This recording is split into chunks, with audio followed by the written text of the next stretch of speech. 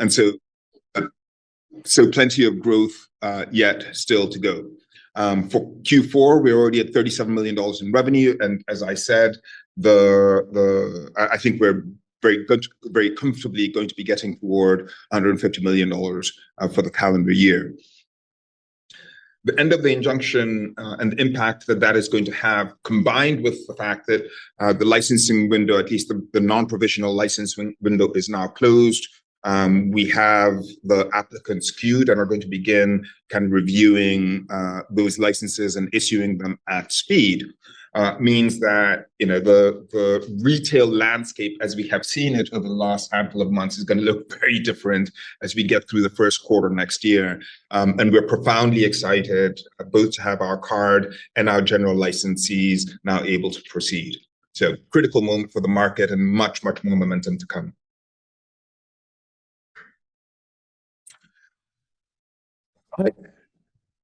Now I'd like to talk a little bit about the Cannabis Grower Showcases, which will be sunsetting as scheduled on January 1st, 2024.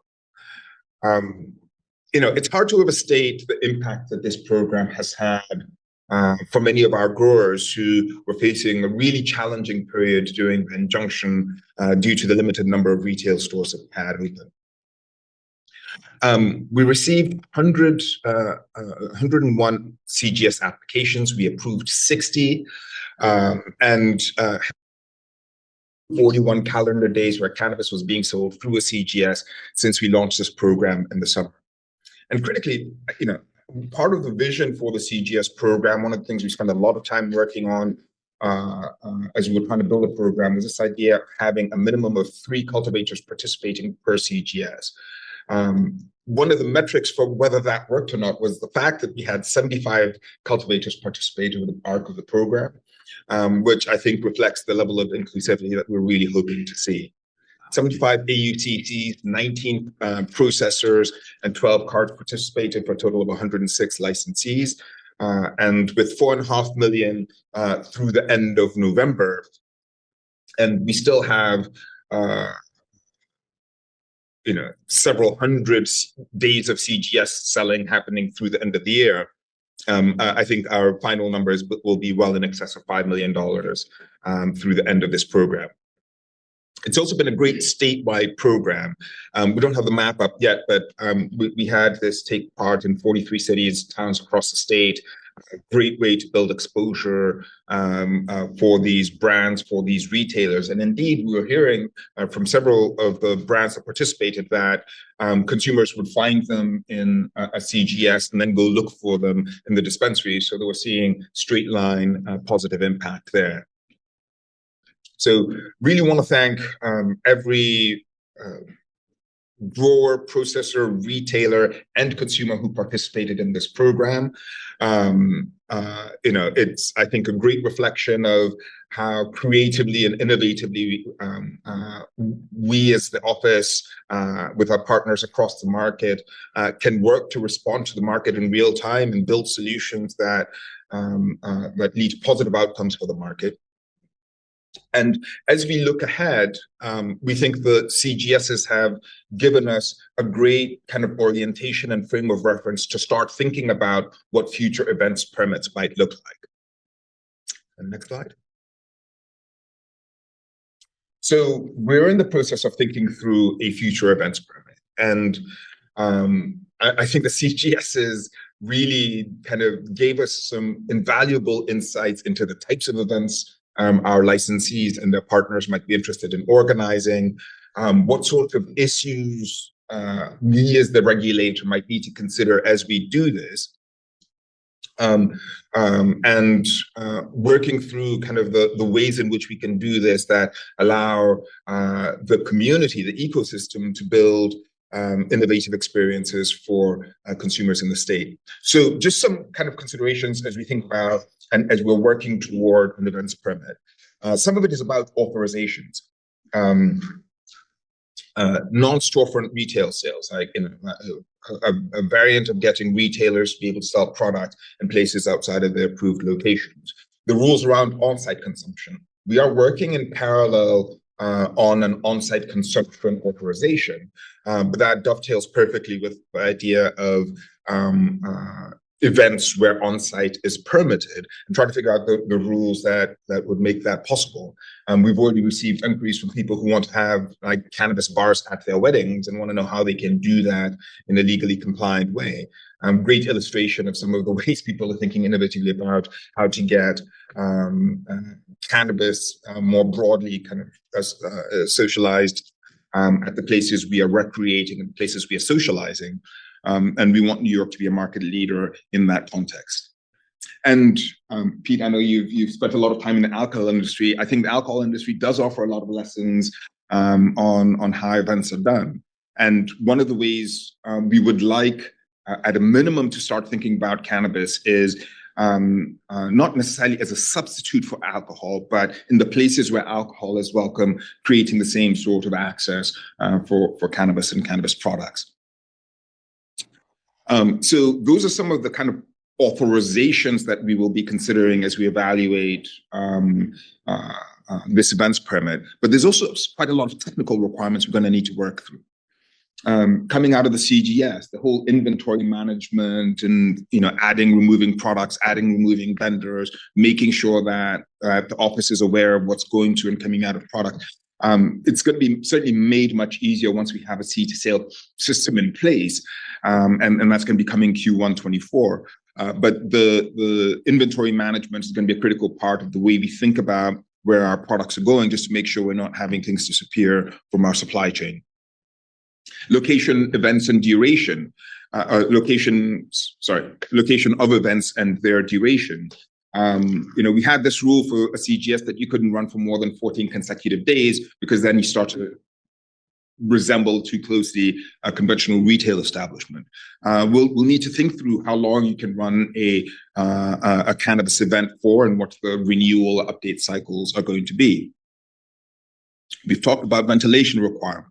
We've talked a little bit about it, and I think worth belaboring the point around adjacent activities. So what kind of things can you have taking place in the location or concurrent to where the event is taking place, and really dialing in the rules around what qualifies as an age-appropriate event or venue where cannabis sales can take place. I'll give you one example. We had one proposal for a CGF that was going to take place at a water park. And for the CGS program, we just weren't quite ready to be comfortable with that happening. Even as we had several of assurances, we are, as a regulator, trying to start low and go slow. But the proposal in and of itself, I think, was very interesting, and I think there would have been a lot of adults who were interested in participating in that. But we want to make sure that we're doing this in a way that doesn't create unintended consequences for public health and safety, as well as kind of managing through some of the optical issues of weed at the water park, as someone once called it. Why aren't you continuing the showcases? So the showcases were really envisioned as a way to provide much needed relief to the growers while we were kind of working through the period when we were enjoying.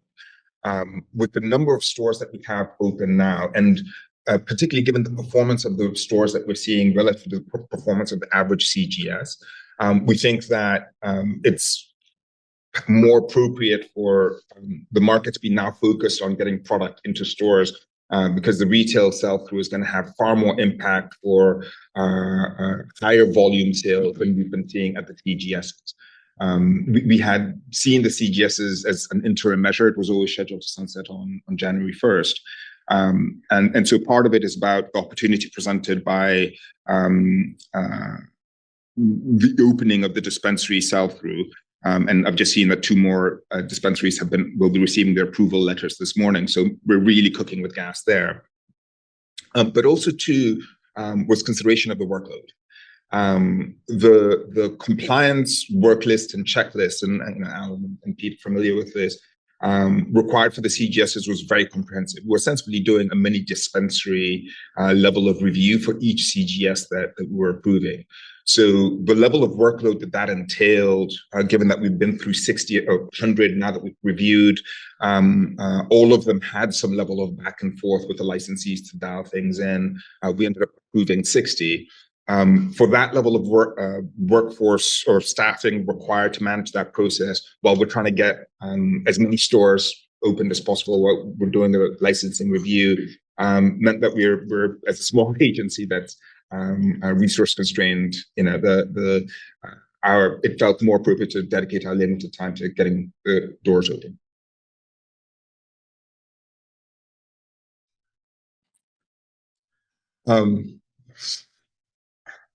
And then a final consideration on what the events permit is. One of the things the events permit is going to be considering is consumer and staff safety. Obviously, if it's a consumption space, there'll need to be consideration for ensuring that the workers in that space aren't sitting there being permanently exposed to smoke, and making sure that both product and personnel and the consumers are in a safe and well-regulated environment. So a lot of work to do in this. I'm fully expecting and hopeful that we'll be getting feedback on this, on the events permitting, and indeed on all of the licenses we're going to be working on through 24 from this subcommittee. But wanted to both summarize and recap the CGS, which I think has been a profoundly successful program, and share just some of the insights we have gained from this as we look forward to a future event permit.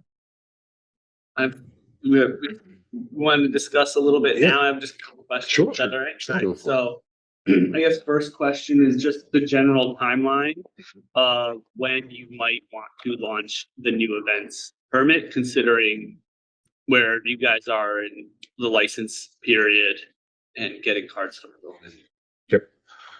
So I'm sure we want to do this in the first half of 24. first half of 24. Before the summer. Before the summer. Yeah. So people would be able to, and that's part of it, right? Because that's when the biggest events are. So then you're thinking people would be applying in April, May-ish for the start of like the June events, because they'll still need municipal approvals, right? Right. So those are some of the things that we will need to look at. Municipal approval for the CGS has worked. All 60 of them were able to get municipal approvals. Many of them were able to get municipal renewals when they changed locations. Mm-hmm. So really want to actually acknowledge the role that the municipalities have played here. Fantastic partners through this process. But yes, if we could get this promulgated by, say, April, May, then we can have most of the summer for the events. All right. And then the next question around that, you mentioned the alcohol industry stuff. Mm-hmm. I sell at several farmers markets and have been for a decade plus. You do see alcohol being sold and sampled in many cases at those farmers markets, whether it's wine or spirits. Yep. So I'm just wondering if the events permit, if you're thinking about it as a similar thing. And I know there's a lot of farmers markets right now just generally opposed to having cannabis there. I think that's a different hurdle. But, do you envision a world where one day it will be on par with alcohol, maybe not sampling in public or whatever, but at least having to be able to sell in that kind of venue? So that's a great question. And the farmers markets are a particularly interesting audience, partly because many of the farmers markets have, in some capacity, federal affiliations. Some receive federal funds from Department of Ag. So there's a lot of sensitivity around that. We've engaged several of the farmers markets trade associations, spoken at a couple of them, and there's been interest amongst some of the operators, but kind of structural issues related to just the federal illegality. Got it. Interestingly, I mean, based on what we're hearing out of Washington, it sounds like we may be lumbering towards some sort of federal reform potentially in the early part of 24 and first half of 24 potentially. If that were to happen, I think we'd be able to have a much more meaningful conversation with the farmers markets. I don't think it would be universally kind of adopted, as you say, but I do think there may be at least some farmers markets that would be interested in participating based on the feedback that we received in our last meeting with one of the farmers markets trade associations. Cool. And then you mean federal reform of just rescheduling, and that might be kind of a trigger to open that channel up, not full on legalization. Yes, I'm not expecting that we're going to be seeing federal legalization, and we'll talk a little bit about that as we get through the session. I'm not expecting there to be full federal legalization for any time soon. But even a rescheduling, which removes the most kind of acute penalties from where cannabis sits in the federal schedule, would, I think, unlock a lot of these things that have had people treading on eggshells. It should ease a lot of the concerns around banking. It should ease all the concerns around, let's call it drug testing, and particularly drug testing related to federal programs. I think there's a lot of little considered outcomes of cannabis's continued federal illegality that quietly get undone with this change, and cannabis at farmers markets certainly becomes a different conversation in that context too. Got it. Cool. Yeah, thank you, John. And then the last point I will make in terms of the CGSs, as you think about how to do the events and what that looks like, one of the biggest positive feedbacks I've heard is the part where the farm gets, and the smaller farm brands get to educate the customer in person. Yep. And so I know right now that's not allowed in the dispensary according to the PLMA regs. So that was a big win. Yep. And like we did see traction of, even though the sales were 5 million at the CGSs, those brands, when they got into their local dispensary where the CGS was held, did see traction actually. So their sales started increasing in the other channel because of the CGS, even if they didn't sell directly at the CGS. So I just want to flag that as something that did have an impact, and I want to make sure whatever the rules are for the events permit, that people can keep having direct access to the consumers. Even for me as just a vegetable farmer, like over the years, that's been a huge thing, is to explain to people the difference between locally grown vegetables when they get a look. Yeah, you can talk about how you grew it. Yeah, totally. So, please keep that in mind there, or consider doing it through the PLMA regs, just because we saw really how much of an impact that had.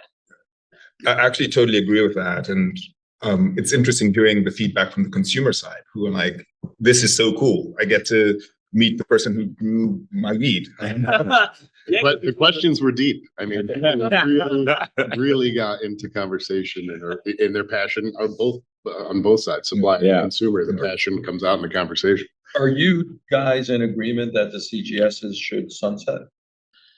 That they should sunset? No, I mean,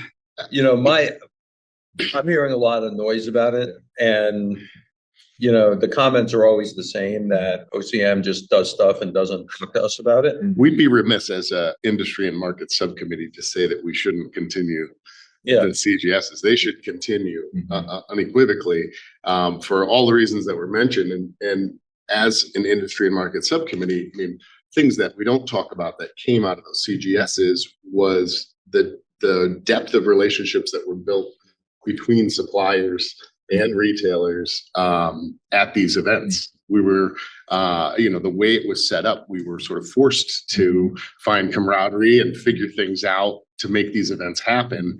And the public spoke; they really loved them. And so I think it was a win all around.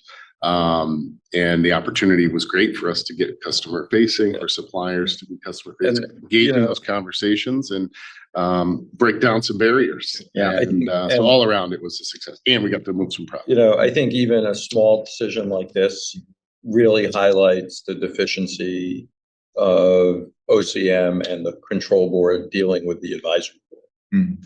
Because this is yet another decision that we were not consulted on. Nobody asked for our input. Nobody asked for our recommendations.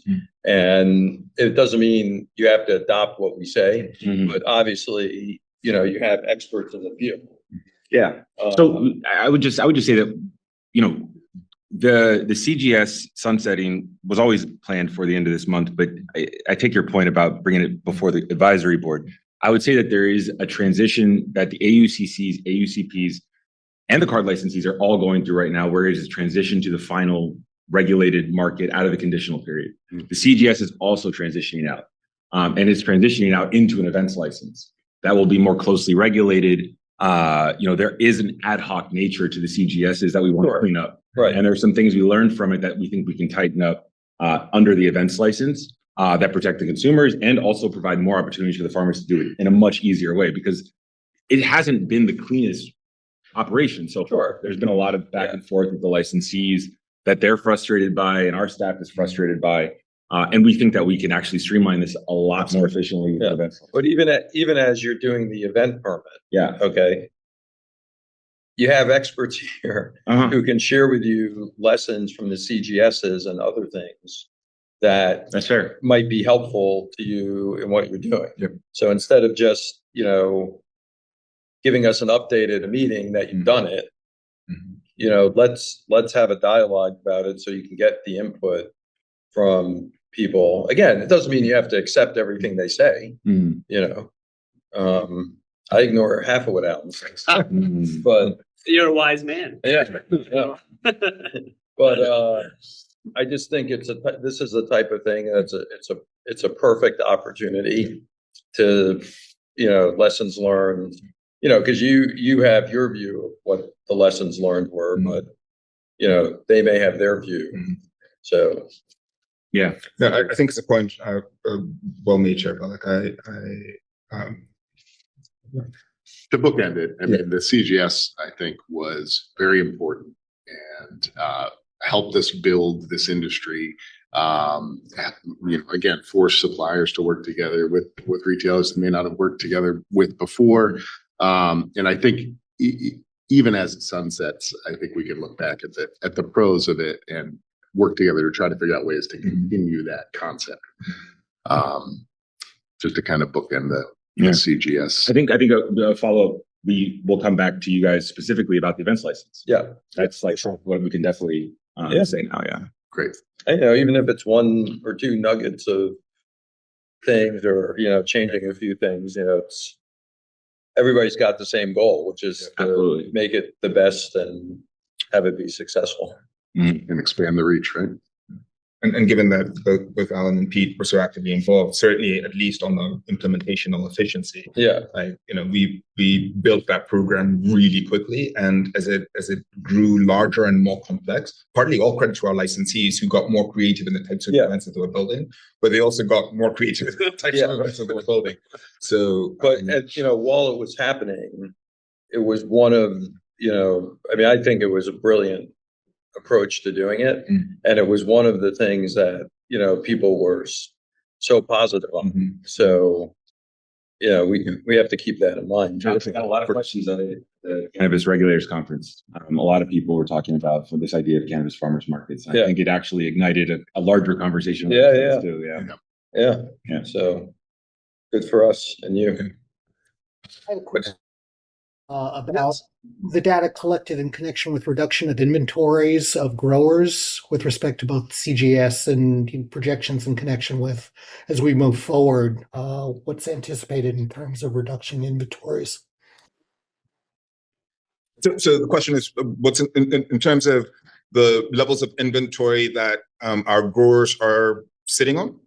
Yeah, and basically, what kind of data were you collecting in terms of the impact of the CGS program? That was one of the objectives of the program, help the growers reduce their inventory. Yeah, so part of the requirement of the CGS program was that every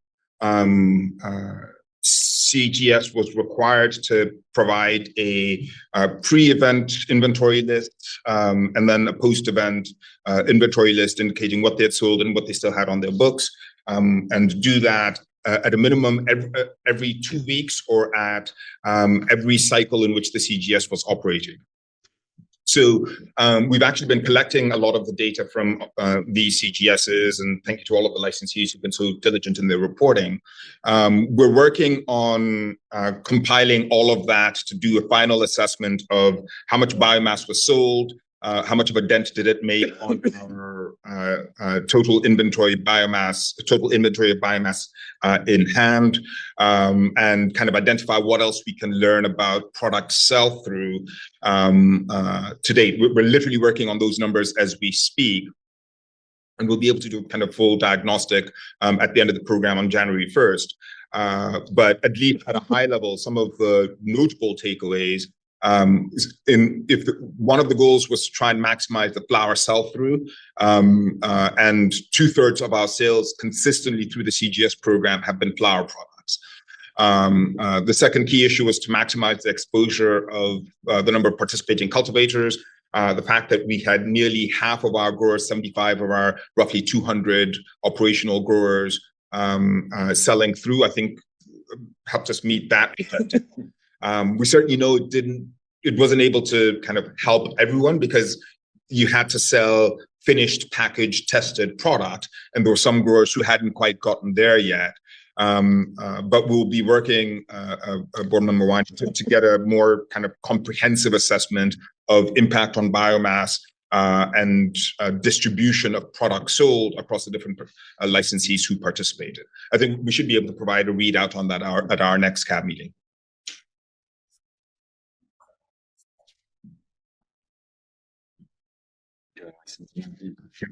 Yeah, let's get to that.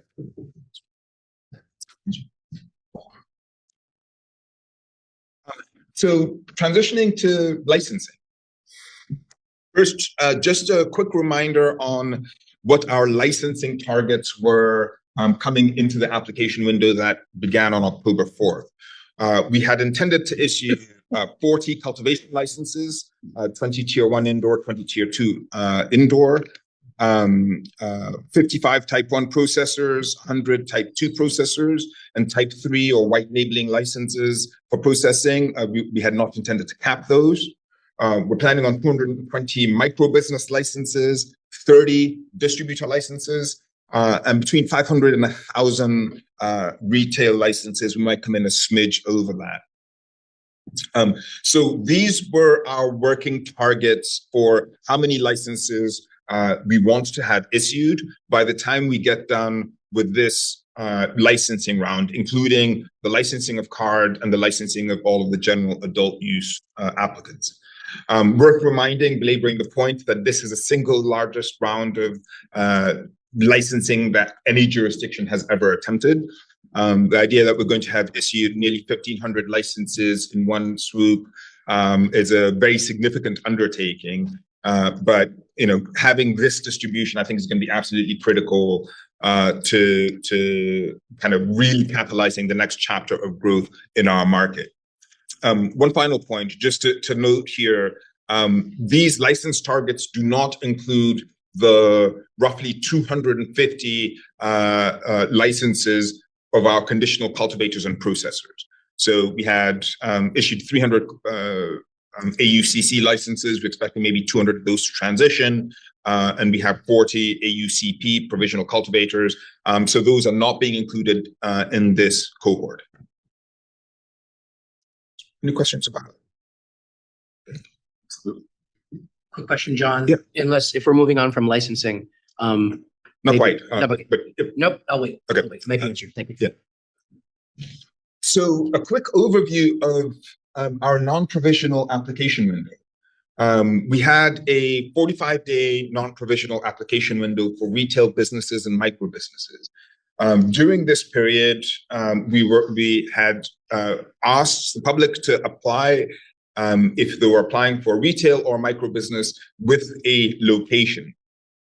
So the full application window, which closes on December 18th, is open to anyone, including people who didn't have retail locations or didn't have operational locations. But really, the goal here was to try and kind of prioritize or give advance prioritization to applicants who had locations and were thereby more likely to go. We're obviously trying to get retail up and running as quickly as possible.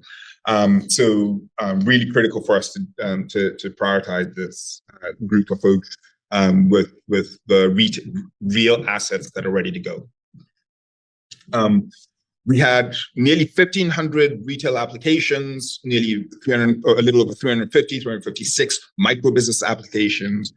And I just want to kind of note and acknowledge the phenomenal work that was done by our social equity and our external affairs team to get the word out that New York is building a sustainable and equitable market, because the diversity of applications that we got, I think, has just, it's very exciting to see, because I think it portends what is without a doubt going to be the country's most diverse regulated cannabis market.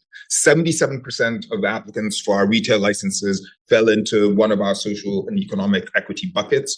So just as a recap, those are people who are from communities disproportionately impacted by cannabis prohibition, service-disabled veterans, distressed farmers, women and minority-owned businesses, or people who fall into our extra priority group, which includes being from a community that was disproportionately impacted by cannabis prohibition, having a cannabis arrest, and earning 80% of the median income of the county where you reside.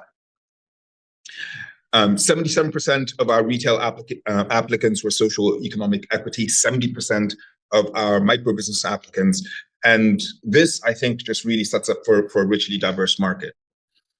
On December, as we announced on December 8th, we have conducted the queuing process. This was the randomized lottery process done by the Department of Gaming. We used pick 4 numbers to give us a seed for our random number generator, and then put everyone into a big bucket, and everybody got assigned a number. And in a truly random way, we now have the allocation for the sequence in which people will be queued. And so we're going to begin reviewing these licenses, reviewing the locations to make sure they work. And hopefully, I'm sorry, John, do you have the Meg Millions numbers for this? I wish I did. But that's not happening. But so with the queuing now done, we'll start working through this. As a reminder, just as part of the process, there is a 30-day deficiency cure period. So as we're working through these files and encounter issues that need to be addressed or remediated, the applicants will have 30 days to get those resolved in order to finalize their application consideration. But really exciting time, really exciting moment, and just thrilled to be finally at this point of reviewing our applicants. So thank you to everyone who applied. And maybe I'll just pause there for any questions from the board about licensing and queuing. Do those micro business licenses include the LECCs who are transitioning? Oh, that's still separate. Yeah. And then I'm assuming then for retail, the card folks are also separate. Yep. And then I think probably the biggest question that is what do you think a realistic timeline would be to get through that queue? Because that is a lot of applications. Well, yeah, the beauty of the queue is that, we start at the top and we can start issuing immediately to the board as we move through them. So it's not like all 200 have to be reviewed and cleared at the same time. It's an ongoing process. Okay. So you're not First come, first serve. 500 retail, you don't issue the first one until all 500 are done. You could issue one every other day. Well, so we have our regular scheduled control board meetings, and however many licenses we have prepared, reviewed to go to the board before they'll be issued. Thank you. Do you communicate to applicants where they ended in the queue or where they landed in the queue or no?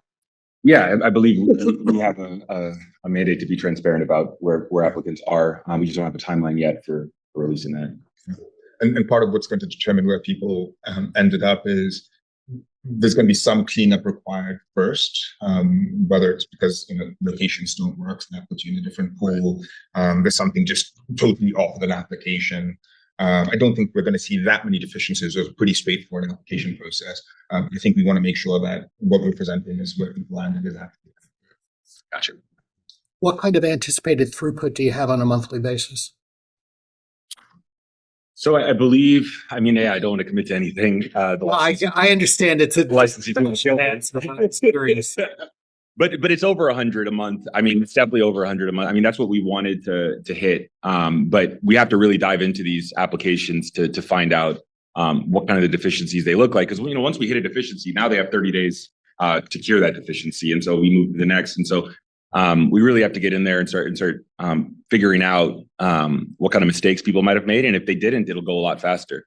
Yeah, putting aside discernible deficiencies, do you have any anticipated actual granting rate? Is everyone going to be qualified? Do you think that you've got problematic applications within the bunch? I'm just curious as to ultimately what are you going to end up with? Well, yeah, an example. Go ahead.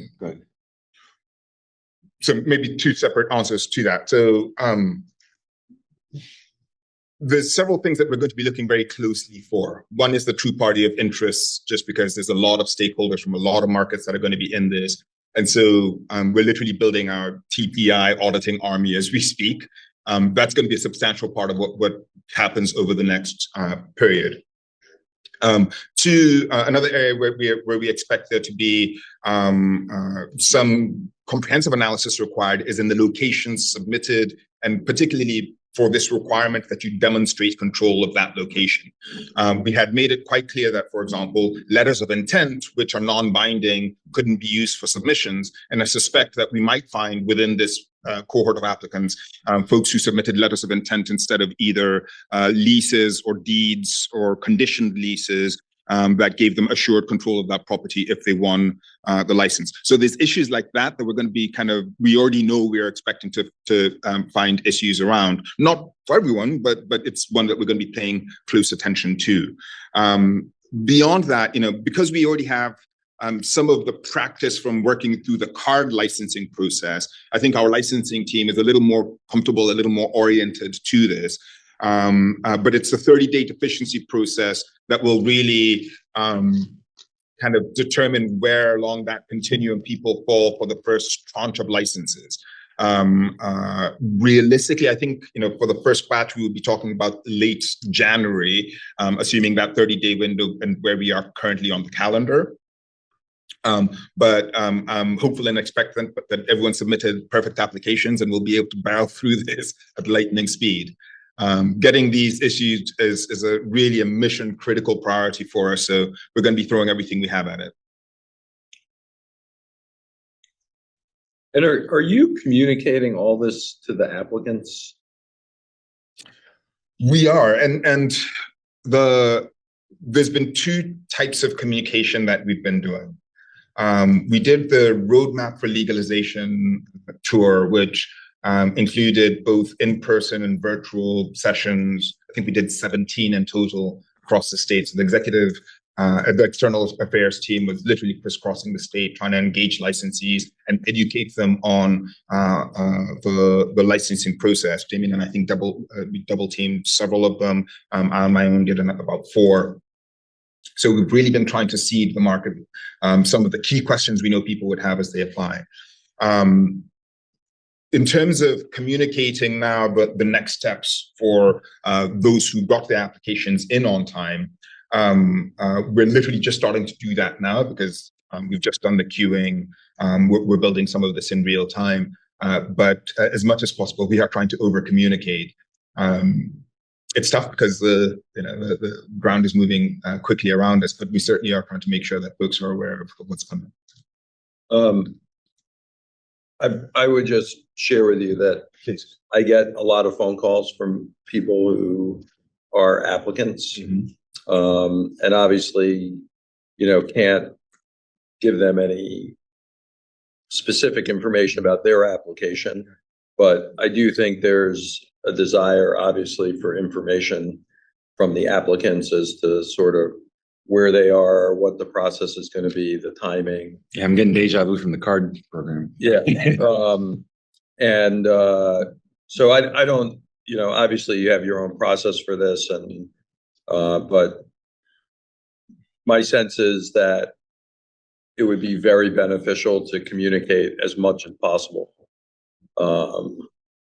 What the process is going to be, and because I think there are a lot of questions. Obviously, people are trying to make business decisions, and I think there's some sense, whether it's accurate or not, that the medical ROs are having more conversations, more access to OCM staff, more meetings.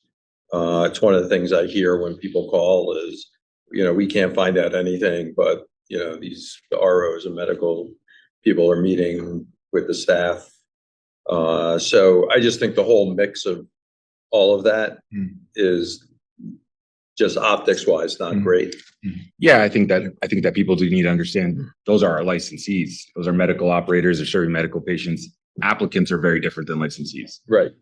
So we have a mandate to meet with those folks, but that this process has yet to finish because applications are currently open.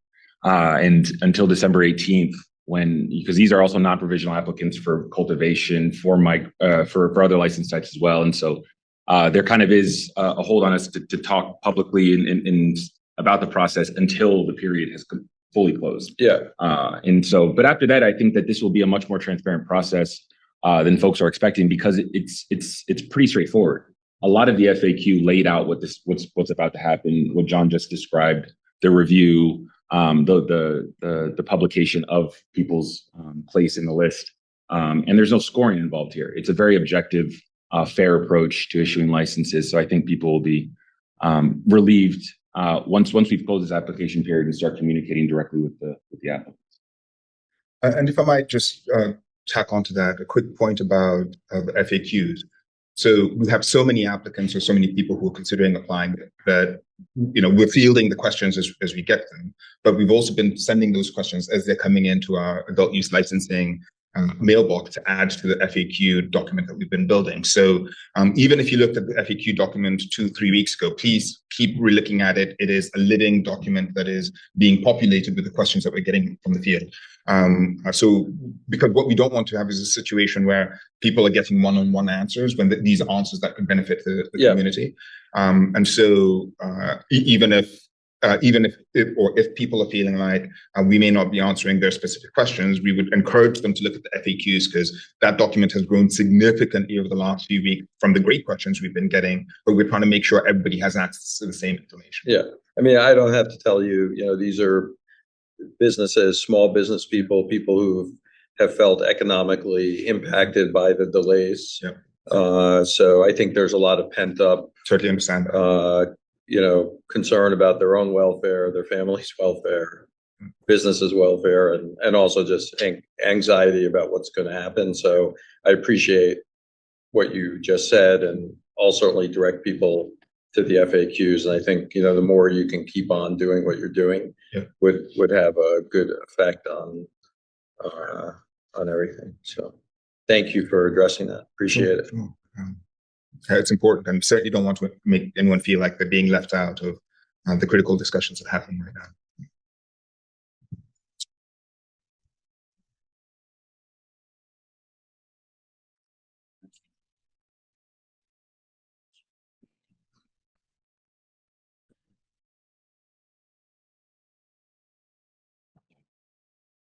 So we've only got 10 minutes left, and I want to be mindful of how we use the time. Yep. So maybe we'll talk fee structures and sustainability, because those are the 2 points that you brought, and then we can skip to the delinquency payments. Just I want to make sure we cover your part. Okay. Yeah, sure. So the subcommittee in reviewing the applications and fee structures just noticed a few things that drove some questions and worthwhile discussion here. So the current fee structure for licensing on the supply side, for example, in cultivation, just brought some questions. Specifically, it looks like there's a defined tier structure, right? There's tier 1, 2, 3, 4, 5 in different cultivation types.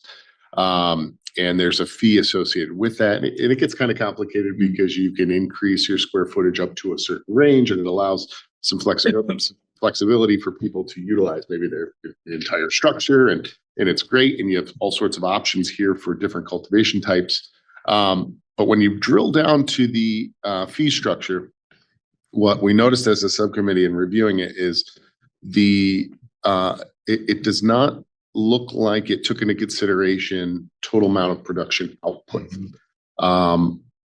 Also, potential revenue.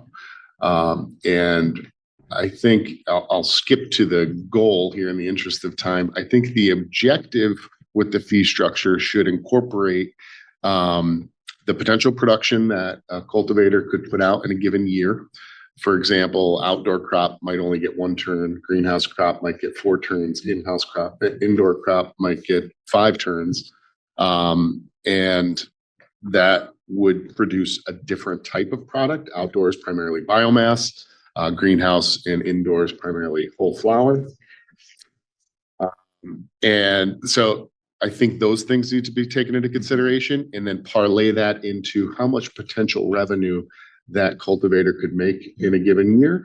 And the fee structure, in our opinion, should be more related to a percentage of total revenue versus just the tier within itself. It looks like the structure was designed where tier one throughout the categories is supposed to be in line with each other, versus from a business perspective, how much that license could actually potentially output throughout the year. Does that make sense? It does. It does. So I think there's a request here that what's nice about the application process is there was sort of this holding application fee, right, to get your application in, and then later upon approval is the actual payment. So there's time here, I think, to review this. And the recommendation would be to review it both with those two things in mind, production and potential revenue, and maybe it's a percentage thereof. And then the other piece of this is, I think early on there was a lot of talk about sustainability. And I think that gets lost in the fee structure here, because there's actually more of an incentive based on the fee structure anyway, for folks to go towards an indoor or mixed light license based on the production output than an outdoor license. One example is, a tier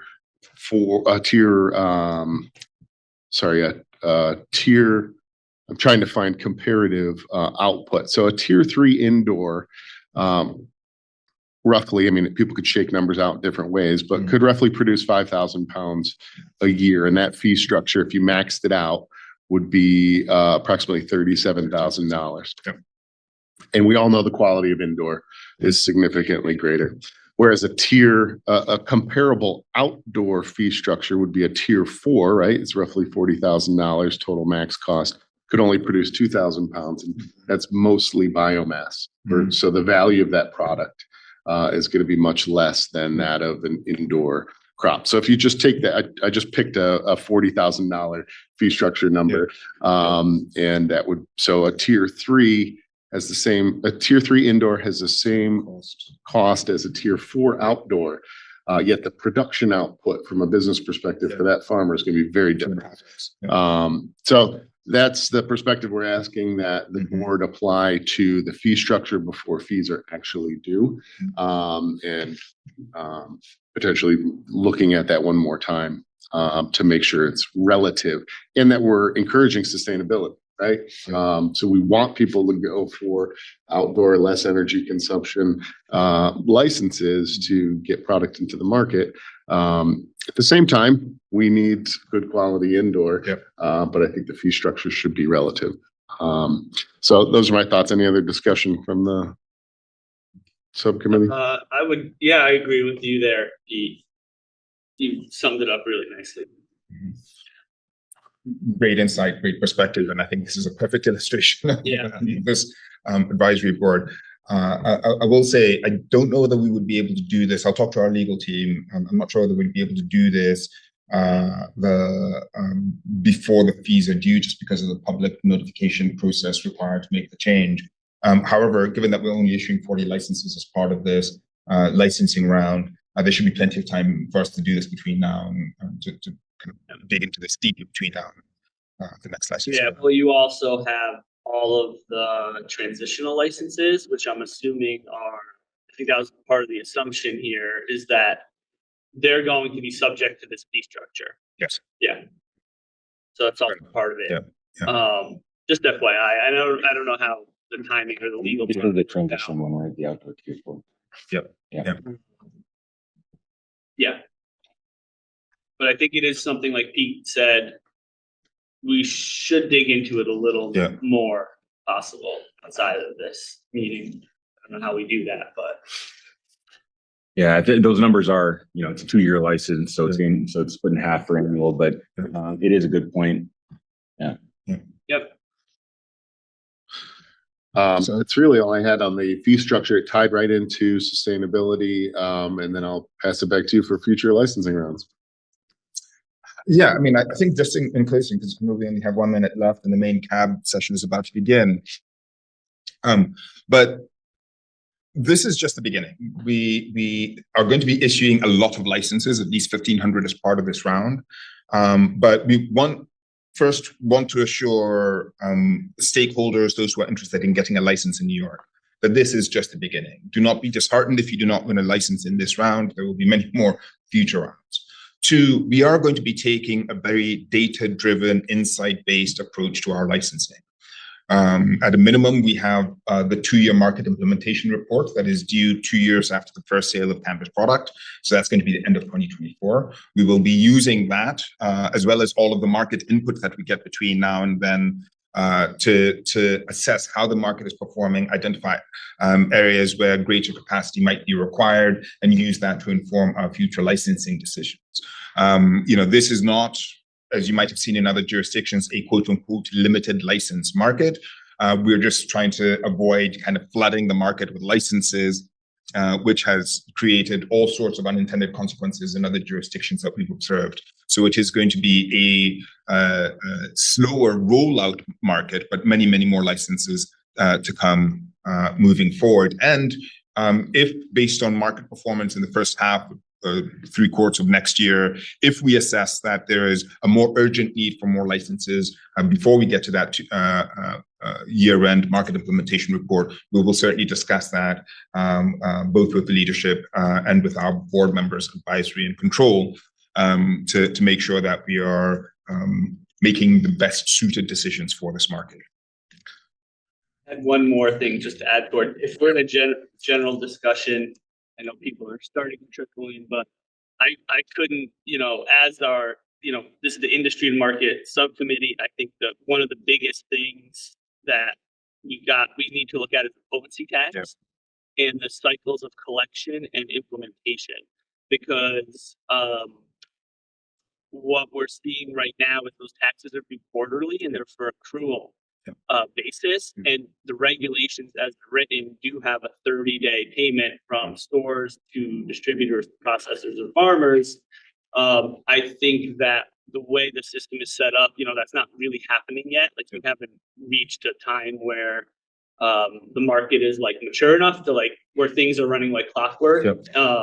And so we really need to figure that out, because right now, I've heard from a lot of farms and processors this week because the taxes are due next week. And what's happening is, because they're accrual, even if you've sent that product out and you haven't been paid for it, you actually still owe the tax money. And just because of the size of the market, there are several people who have reached out that because they're over 60 days on payment terms, they can't actually pay their taxes. And so I just want to make sure we are, I don't know what we do about that as this committee or as the CAB, but I would hate to see some of our small businesses who are waiting on their accounts receivable to get penalized by the New York State tax department, due to things completely out of their control. I think the question is clearly, is the THC tax due on an accrual basis or a cash basis? Most sales tax, most retailers can pay their sales tax because it's a sales tax basis. It's uncommon that there's a wholesale tax in general, right? It's not usually a thing. So this is a new territory for many suppliers where, and the question really is the THC tax, is it due based on what's been distributed or accrual, or is it based on the cash received? And that's unclear. So this is one we'll certainly take back and get confirmation on. This is actually a topic that perhaps I would like to lead with at the beginning of the next subcommittee meeting, and several threads here. Generally, in most jurisdictions, this is done on an accrual basis, unfortunately, which makes the delinquent payments a major, major issue. 2, it does tie into the delinquent issue, which is another issue that we would like to discuss in the next advisory board meeting. And then 3, there's also very significant debate happening around whether the potency tax is the right model for the market as well. So I think taxation and timely payment can be the tip of the spear for our next board meeting. I'll get through market updates much more quickly. I thought we could do a year-end review. But yeah, there's much more here to discuss, and we certainly understand the acute challenge it is creating for folks who are 30, 60, 90 days behind in payments received. Yeah. And as I shared before, we just got a 5-minute extension, by the way. So as I mentioned before the meeting, my background is in the beer distribution business, and there is a clear mechanism in the alcohol space for suppliers reporting delinquent payments.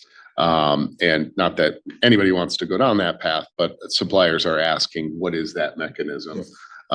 When we hit that threshold where it gets concerning for outstanding payments. And I believe in alcohol, it's also a yearly supply chain tax payment. It's not quarterly, correct? The excise tax, Yeah. I'm not sure. It might be quarterly, it might be annually. I know there's an annual review. It's been more than a decade since I was told by another your distributor is annual, but we should also double check that.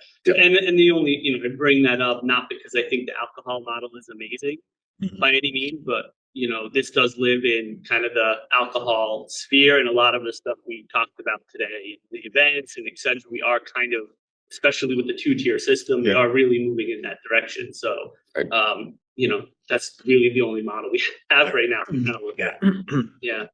At least on the tax payment delinquency piece. So we're literally working to build this into BioTrack.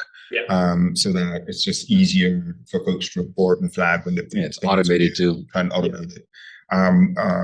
In the interim, we've received outreach from several producers who've notified us of folks who are deeply delinquent, and so at least notifying the office is a way to make sure that we are aware of what is taking place. But yes, we are trying to make this more streamlined and more tracked process. We do have the 30-day payment requirement, and if you are reported as delinquent, then you can only do COD until you've corrected that. That's a regulatory requirement. And so just want the market to be prepared. We will really over communicate this as we get licenses out, that timely payment is absolutely critical, and we can't overstate the urgency and importance of this. California's largest distributor just went out of business, went into bankruptcy because it had over $200 million in unpaid bills.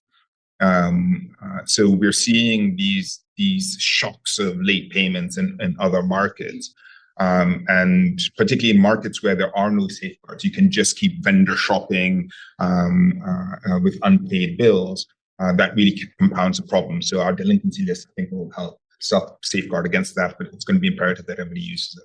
Got it. And then did you just say that BioTrack would be able to track the payment cycles, or did I misunderstand that? So it's that you'll be able to report the delinquent payment in the late payment in BioTrack. Okay. Yeah, as opposed to emails from all the different suppliers and Right. Yeah. Okay. Cool. Thank you. Thanks, Jeff. I have a script here now. Closing. Thank you, John. All right. Well, thank you everyone for sharing your time and thoughts with us today. This concludes the Industry and Market Subcommittee. Thank you again. May I please have a motion to adjourn the meeting? Motion to adjourn. And a second? And Joe has a second. Thank you very much. Any other discussion, question, or comment? The only one point I'd make is I know, effectively we need a market to be running before maybe we talk workforce development, but a good topic for 2024, since we have industry experts on the subcommittee, would probably be workforce development, one of the theme points for hiring, skill needs, so we can further address training agendas and curriculum across the state, but also a good opportunity to work with the social equity subcommittee, since I know it's a topic for them. So Agreed. Please send bullet points and we'll get them in the next agenda. Absolutely. I think we all think it's important. All right. Thank you very much. We are set to adjourn. All in favor? Aye. Opposed? Abstentions? Motion to adjourn carries. Thank you very much. Appreciate it. Thank you all. December 12th meeting of the Cannabis Advisory Board. I wanted to start by thanking SUNY and the staff of the Global Center for hosting us. Some of you know I'm a SUNY trustee, and we meet frequently in this building. And as part of the increasing partnership between SUNY, its campuses, and OCM, SUNY has been allowing OCM to host meetings and conversations at its campuses, including this beautiful building here in New York. And the staff here is wonderful. They always do everything they can to make all the visitors here feel welcome. So wanted to give a special shout out to SUNY. We have a majority of the board present, and I'm pleased to call to order this meeting and to welcome everyone who's participating in person and also on real time. This meeting is being live streamed and also live captioned in both English and Spanish to individuals watching online. It's also being recorded, and the transcript will be available on the Office of Cannabis Management's website, cannabis.ny.gov. And also there's additional information, obviously, on that website about the Cannabis Advisory Board and our meetings and many, many things related to OCM and the Cannabis Control Board. Today, we're going to start the meeting with CAB member discussion regarding any outstanding items or issues that people want to talk about. We're going to have a report from Pete Schaefer, who's the chair of our Cannabis Industry and Market Committee. We just met and discussed a number of items. We're going to get a licensing update from OCM's Executive Director, Chris Alexander, a market update, and talk about our next meeting. And I just wanted to start by saying that at the last meeting and as part of ongoing conversations, the CAB has been advocating for a stronger role in fulfilling its statutory obligations to make recommendations and provide input to OCM and the control board. I wanted to just provide a couple of quick updates on that. First, wanted to mention that we are in the process of hiring a staff person for the CAB that will have a large role in the reinvestment fund, but also provide support to CAB members. There's a job description that's been approved by myself and Chris and other people at OCM, and it's pending approval by the state. And Chris and I have spoken just a short time ago about this, and we're committed to trying to, pending some of the bureaucratic steps with hiring from the state, get someone in place in the early part of next year.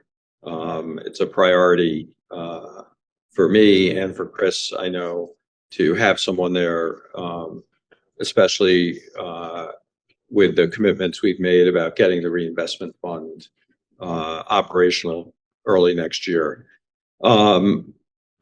Secondly, we've had a number of meetings. I met with the Assembly Majority Leader and also Senator Kruger to discuss the CAB's role, and they are fully supportive of the CAB acting in the manner that is prescribed in the statute.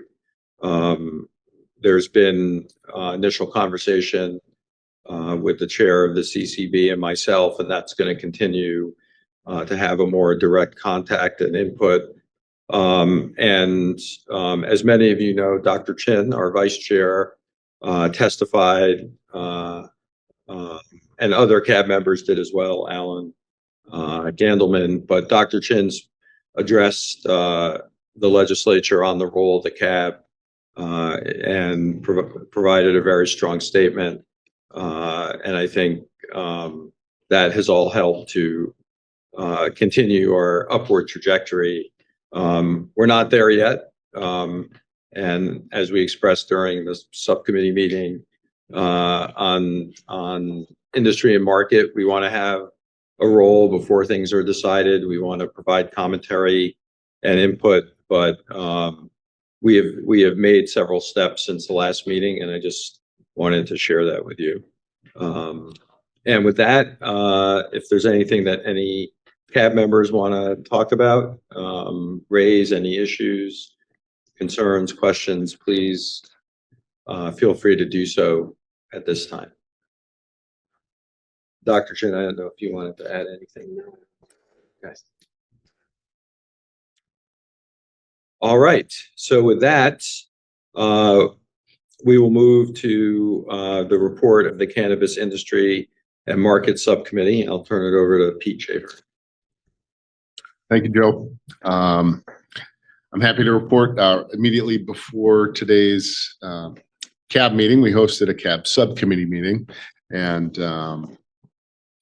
just to continue on what Joe was talking about, our role in the CAB and our responsibilities, I think really comes to fruition in these subcommittee meetings that help build a framework for what our responsibilities are. This morning's meeting was great. The industry and market met today at 10 a.m. and during the meeting we received important updates from the Office of Cannabis Management, and we also had some discussions, important discussions on some other topics. So we discussed the performance of the market to date and the trends that will drive growth in the year ahead. With 32 retailers now open and more opening every day, really, New York's adult use market is truly open for business. We also discussed the performances and next steps for the Cannabis Grower Showcase Initiative. It is set to sunset January 1st, 2024. The program provided a vital lifeline. We talked about all the positives that program brought to the industry. It was a vital lifeline for producers and retailers while the program was enjoined, and offered some invaluable insights for future event permits, which the office is targeting to release in the first half of 2024. So hopefully we can continue the spirit of the CGS in the event license format. We've learned about the status of licensing efforts and the next steps in getting the market launched. It's great to hear that we received nearly 2,000 provisional applications, with nearly 3/4 of our licenses being C applicants. It's a very promising indicator of the future diversity of our market. Finally, we discussed several key policy priorities for 2024, including new licenses the office intends to issue in 2024, the rollout of BioTrack, potency tax and complexity it's creating in the market. We look forward to exploring as a subcommittee other taxation models, and we look forward to hearing from the OCM on these models that may lower the burden on licensees while remaining revenue neutral to our tax collection goals. And critically, we talked about the major looming changes to federal policy, including potential rescheduling and the impact it would have on the operations within the markets. Some things we look forward to hearing more on are the 280E and banking reform, interstate commerce. So we're excited to continue those conversations in further subcommittee meetings. Market is evolving quickly around us, both in the state and across the world. Our subcommittee will continue to closely monitor, assess, and make recommendations based on these developments to ensure New York continues to build an equitable, sustainable, and highly competitive market. So again, good discussions in the subcommittee meetings. I think we need to keep them coming as they help us reflect on things that were great and really shape the industry and market moving forward. And it's a good opportunity for us to give a market perspective to the OCM, and we'd like to do that. Other things we discussed in the conversation were fee structures, licensing fee structures, and incorporating sustainability in that to encourage sustainability and cultivation practices, things like that. So again, great conversation this morning's meeting. So thank you. Back to you, Joe. Thanks, Peter. I just wanted to take a minute also to acknowledge John and Damien, all the people at OCM, and how hard they're working with the staff that they have. It's, I think, obvious to everyone, we need more staff. We need more resources. It's something that I shared with the majority leader and Senator Kruger, and have spoken to the governor's office about. We're starting a new market here, and it needs the appropriate level of staffing. But we know how hard you're working, and we know that despite everybody's views, no one's ever happy with with what you guys do. So we appreciate it. And John, I didn't know if you wanted to just talk a little bit more about the event permits, because I know it's something that people are very concerned about, and not concerned about, but interested about, especially because it's such a unique feature of New York's law. Thank you, Chair Bellick, and thank you to the entire advisory board for the support as we've been building this market with duct tape and baling wire. It's been incredible to see how quickly this market is evolving around us, and very exciting to see some of these opportunities emerging as we lay the foundation for this market. So I will talk during the market update about the Cannabis Grower Showcases, which is a program that will sunset on January 1st, 2024. But part of the transition that will be happening as we sunset the CGS program is us working right now on building an events permit that will replace it. And there's several kind of considerations that we will need to and are working through right now under what will be authorized under an events permit, and then how do you structure the regulations for an event permit that really create a lot of flexibility for innovators to create novel experiences that are cannabis infused while ensuring that we're protecting public health and safety. I think there's a huge portfolio of potential ways this could go. We've already been hearing kind of requests from people who want to have cannabis bars at their weddings, and they're asking how that might be done. So considerations around where sales can take place and how those sales will be taking place outside of the non-traditional storefront. We saw through the Cannabis Grower Showcases that the model it works great. Another consideration is the participation of our producers at these events. One of the great points of feedback that we discussed in the subcommittee meeting was how much value the producers got from being able to talk to the customers and educate them about the product. And conversely, how much benefit the consumers got from being able to finally, for the first time, see their producers, who understand who's growing their cannabis and understand the storytelling behind it. It's a phenomenal kind of part of the consumer journey, and we want to consider that as part of our regulatory consideration. There's real questions around ventilation and whether consumption is going to be permitted, or when and where consumption might be permitted. We are working in parallel on a consumption license, but obviously there are going to be venues where consumption or consumers might want to consume, or the event organizers might want consumption to take place, and so we've got to kind of factor that in. And then on the operational compliance piece, it's ensuring that we have the systems in place to make sure that product is being appropriately managed through the system. So we know what's being taken to these events, how much is being sold, and what's ending up back in the stores of our producers. Some invaluable lessons learned during the CGS program on how to do this. And while the CGS program, I think, was a great opportunity for us to solve several problems or several market challenges, including creating sell-through opportunities for our licensees and helping our consumers with that product discovery. The sunsetting is timely because I think it gives us a chance to take this back, really distill those lessons learned, gain the insights from advisory board and other stakeholders, and come back with something that will be maximally efficient, but also really balance these tensions of novel consumer experiences and safe, well-regulated events. Thank you very much. I'm going to turn it over to OCM's Executive Director, Chris Alexander. I wanted to just say that Chris and I have been talking very frequently, as I mentioned, about the role of the cab, about hiring full-time person for the cab, and I appreciate so much his willingness to talk to me about that on a regular basis, and just say that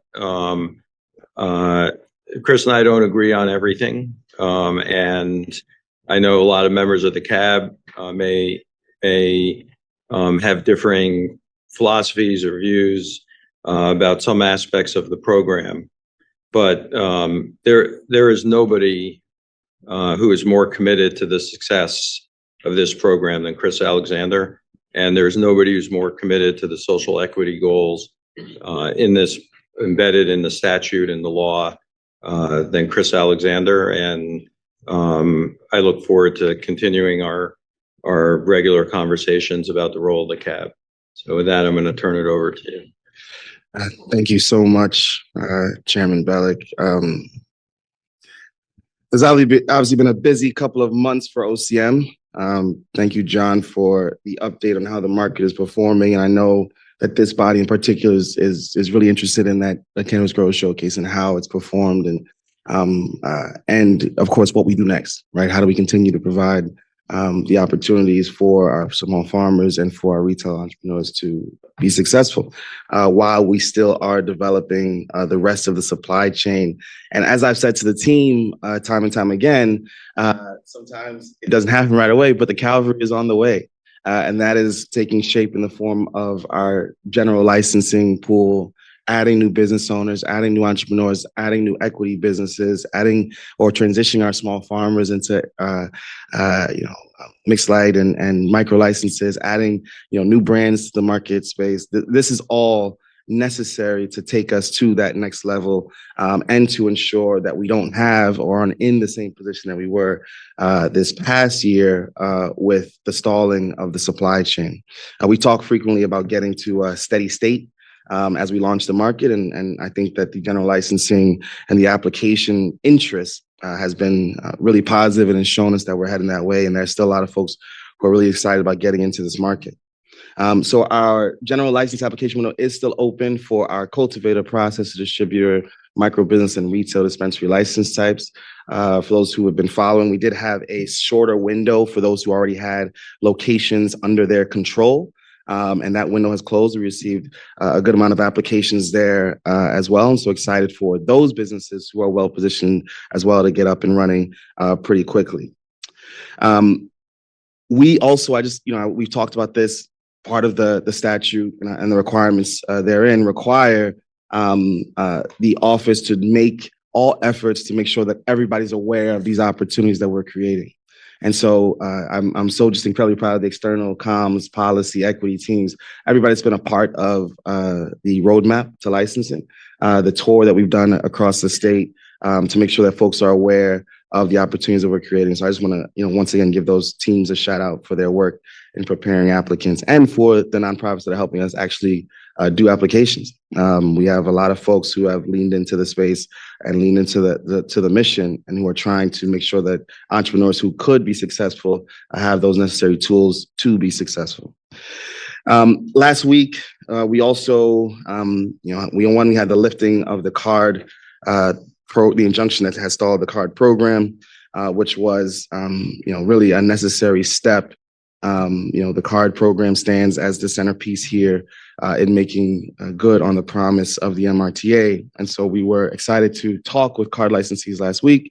We had a webinar. We just talked to them about what is coming, what's next, what the lifting of the injunction means, as they were all put on pause for some 115 days. We've got a tons of questions, but also have fully started to line up those next steps for our licensees to resume the steps towards getting operational. I am pleased to announce the folks that have been able to either get open in the last couple of days or that we have scheduled to open in the next couple of weeks. which is a significant amount, likely doubling our current dispensary count. We also last week at the Cannabis Control Board meeting also approved the registered organizations to transition, as we've discussed with this body multiple times. They're coming in first, our registered organizations on the supply side, and then, well, because of the timing, pretty quickly thereafter on the retail side on December 29th, where they'll be able to open their first retail stores. We are, as John highlighted, still working on a bunch of different applications, license types, et cetera. On-site consumption is one of particular interest that we've been working closely with stakeholders and partners in government to make sure that we have that fine-tuned, as well as the events, which will really be guided by the lessons learned from CGSs. So we're going to keep announcing those. We're going to keep expanding that, as well as doing additional licensing windows for the license types that we've made available in this licensing window. We do want to flag again for the AUCCs and AUCPs, while we've been eager to get them transitioned, they do have some more time. That license does not expire until June 2024, but we are hopeful to get them all running up and ready quickly. Thank you to Damien and his team for providing some direct advice and guidance to those preparing for the transition over a series of webinars. Really appreciate that outreach and of course that continued engagement with our farmers. I think the one thing I just like to add is that we have a lot of kind of looking back to do. This was a really difficult but important year for New York cannabis. The market has started to get its legs. I'm excited about the new dispensary openings and what they mean. But I'm also excited about continuing and picking up this conversation around what it means to have a truly accessible, diverse, regulated market here in New York and the promises that come therein, and what happens with this body.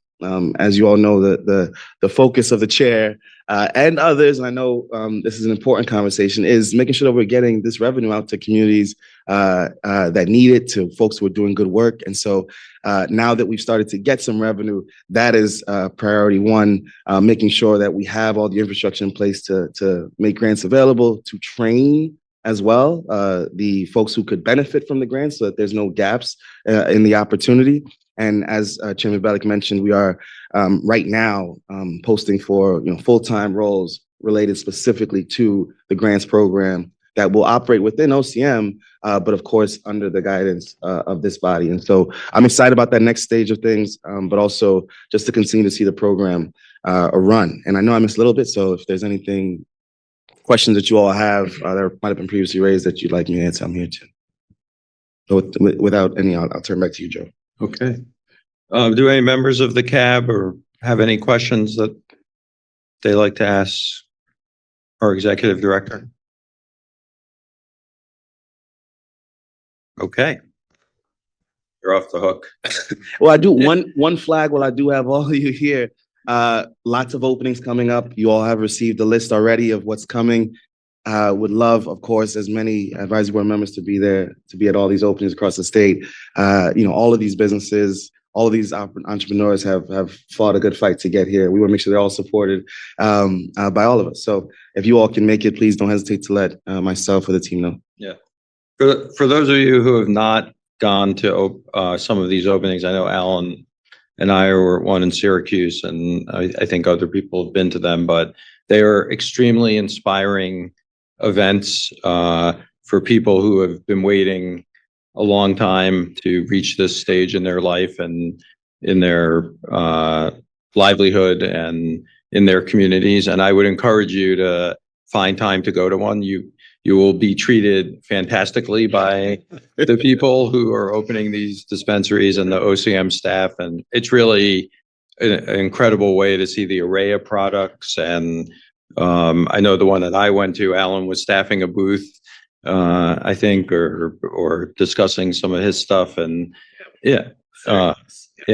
So it's really a good thing to go to. It's a joyful experience. So I would encourage you all to go.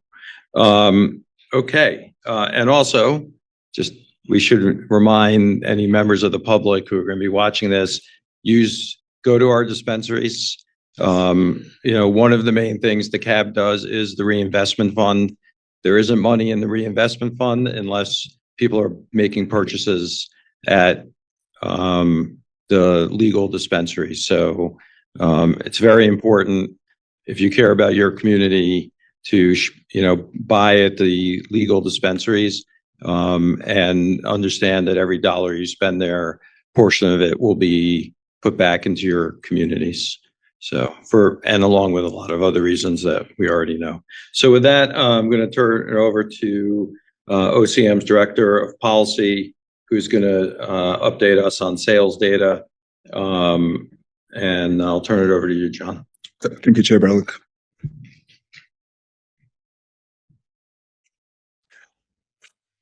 So timely that we're talking about kind of the performance of the legal market year to date and our outlook for the rest of the year. And maybe I'll just start by saying we were just looking at a paper that was recently published that was looking at the difference in consumer behavior in legal markets when in illicit markets when a legal dispensary opens, and vice versa, people who have access to a legal market and have an illicit dispensary, unregulated dispensary open.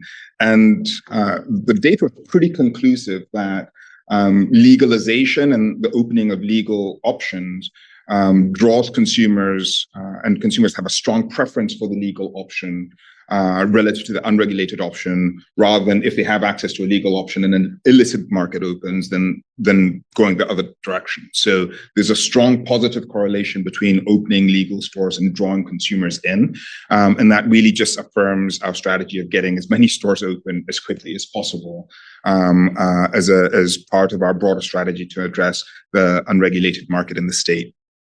So we're up to 32 stores open now, and more opening literally by the day. While we've been sitting here, I saw that 2 more approvals are about to be sent out. So just very exciting to see that momentum building. And year to date, or at least through the end of November, we're at $123 million sold through our stores. But also worth noting that we've had now since August, when the CGS program, the Cannabis Grower Showcase program, launched, we've done 60 CGSs across the state. Those have already brought in $4.5 million. That number is certainly going to rise by the time we get to the program sunsetting on January 1st, which brings our legal total to nearly $130 million on the year, and puts us well on pace for $150 million through year's end. Next slide. So just a bit of a drill down into the trajectory of our revenue numbers. And broadly speaking, barring the anomalous month of September where there were 5 reporting periods in it rather than 4, we have consistently seen a month-over-month increase in our revenue numbers, jumping between $500,000 and $1 million a month. And worth noting several things about the trend line here. One is we've generally had fewer stores reporting than are licensed in each of our reporting cycles, because almost since we began, there's been at least some stores that have been closed for renovations, either fully or temporarily. We're coming toward the tail end of those renovation periods. And so to borrow a phrase, I think those retailers who've been operating at less than full capacity are now about to start cooking with gas. So when you add the additional 8 stores that we already have open over the 24 that were included in our November reporting, as well as the accelerated performance of those stores who are coming out of renovations and now fully open, we expect that the tail end of November data coming into December is going to be very, very strong. And we're very bullish to see how this momentum continues to grow as we get into Q1 of next year. We're now consistently averaging over $4.5 million a week. And just kudos to our retailers who are doing an absolutely bang-up job in both the inventory selections and their client service. Next slide. So it's the right slide, but just it's a CGS slide. That's okay. that'll do the PDF. For the Cannabis Grower Showcases, wanted to provide just a bit more detail on this program, which is going to be sunsetting on January 1st, 2024. This program, which was really envisioned as a way to catalyze retail sell-through opportunities for our producers who were facing a supply chain bottleneck during the period which we were enjoined, I think has really created a huge amount of opportunity for our producers and for our consumers. We had 101 CGS applications come through the beginning of December. We approved 60 of those, which I think affirms the idea that this wasn't a rubber stamp by the agency. It was a very thorough and comprehensive process to review and ensure fully compliant events were going to be taking place with the approval of the office. Since the middle of August, we've had 141 days in which a CGS was taking place across the state, which has meant that, broadly speaking, across the state, 43 cities and towns, you could find legal cannabis literally at all points, all four corners of the state. Another key objective of the CGS program was to try and maximize the diversity of participating licensees. And one of the ways we did that was we had this requirement that the organizers had to work with at least 3 cultivators in order for the CGS to be approved. That seems to have worked really well for getting maximizing the number of participating licensees. So a total of 106 licensees participate, including 75 of our growers, which is nearly half of our producing cultivators. 19% of our processors, which is half of our CPs, and 12 cards. So great diversity of licensees, and we fully understand that this didn't help all of the growers, particularly those who didn't have product tested and ready for store shelves. But what it did, it helped create this kind of gravitational pull. As more products, whether it was flower products or value-added products, were sold through, it created more buying opportunities for our producers to backfill. And so even if not all of our producers participated in the CGSs, we believe that our entire ecosystem benefited from the sell-through that was happening through this. And critically, for consumers who are just discovering the legal market, who are just discovering what is available out of our extraordinary producers in New York State, it was a great opportunity for product discovery. A lot of consumers have never had a chance to meet the growers or manufacturers of cannabis before, and the storytelling that happened at our CGSs, I think, provided a great opportunity for consumers to get oriented to this market. So we're going to take the lessons learned from the CGS program, integrate them into our considerations for a future event license, and hopefully come back with an events permit that distills the best of the CGS and allows for a great deal of innovation. We certainly look forward to working with the advisory board members to ensure that we're creating a maximal opportunity here for safe, regulated events in New York. We've certainly heard from other regulators around the country that, they're almost envious of the innovation being born out of here in New York. And we look forward to working with the board members to continue to lead this market and build some great opportunities for both our licensees and for consumers in New York State. Thank With you. that, I'll hand it over to the chair. Does any members of the Cannabis Advisory Board have any questions or comment or want to discuss anything in John's presentation? Yeah. All right. This is Gary Johnson. Yes, please go ahead. How are you doing? Great job there by John and his team compiling that data. Do we have any breakdown as to the revenue generated by region or by store?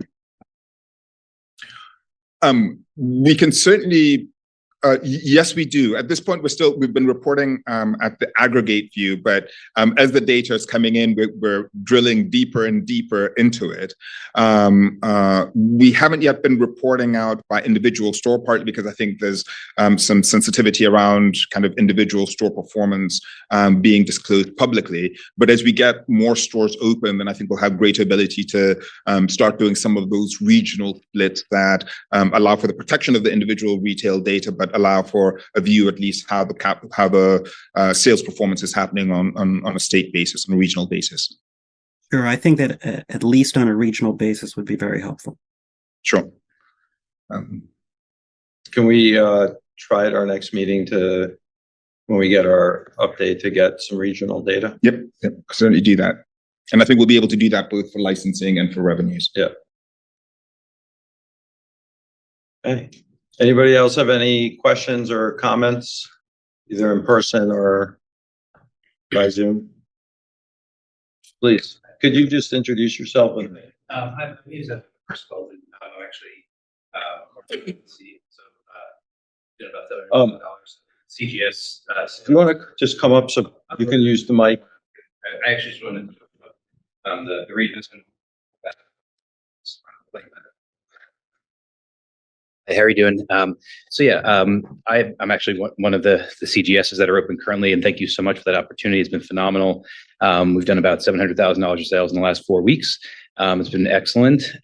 We've got an incredible employee roster that we've brought to the table. We're really hoping at some point we can get open with a full license. But that's not why I'm here today. One of my employees that we were supporting, he has a record from 2013, and he came back to the country, and he's phenomenally successful. He's our digital marketing lead.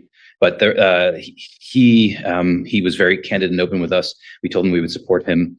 We brought him into the courts because we thought that this program was meant to help people like that. This is something my father had gone through in 1972. And he is now sitting in prison. And he went in yesterday to try to turn himself in, to try to right his life after 10 years of being away. And now he's sitting in a cell. And I guess my question to you is, in terms of the Reinvestment Act and things like that, how quickly do you expect the resources to be redeployed, and how will they be deployed? Because there's such an opportunity to help people in need, like right now. And we were talking to some at Housing Works that have had very similar issues recently. Yeah. And I'd like to talk to you after this. So we do have some funds in the reinvestment fund currently. It's not to the extent that we'd like to see, but we're working with Chairman Bellick and with our colleagues across government to see how we can get some small grants and awards done this year, or in the 2024 calendar year. And so hopefully we'll start that now.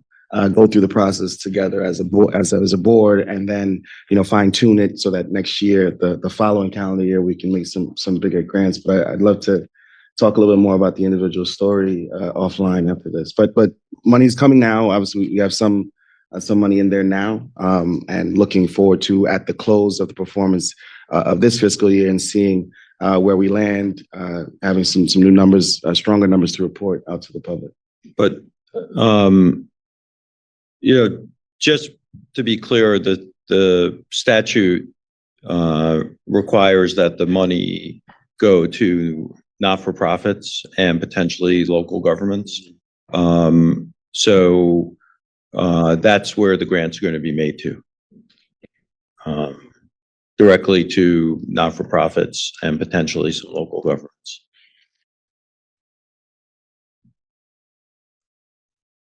Thank you for attending and alerting us to that.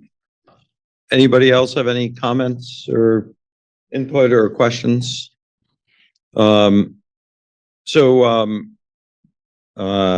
Just to finish up where I started, in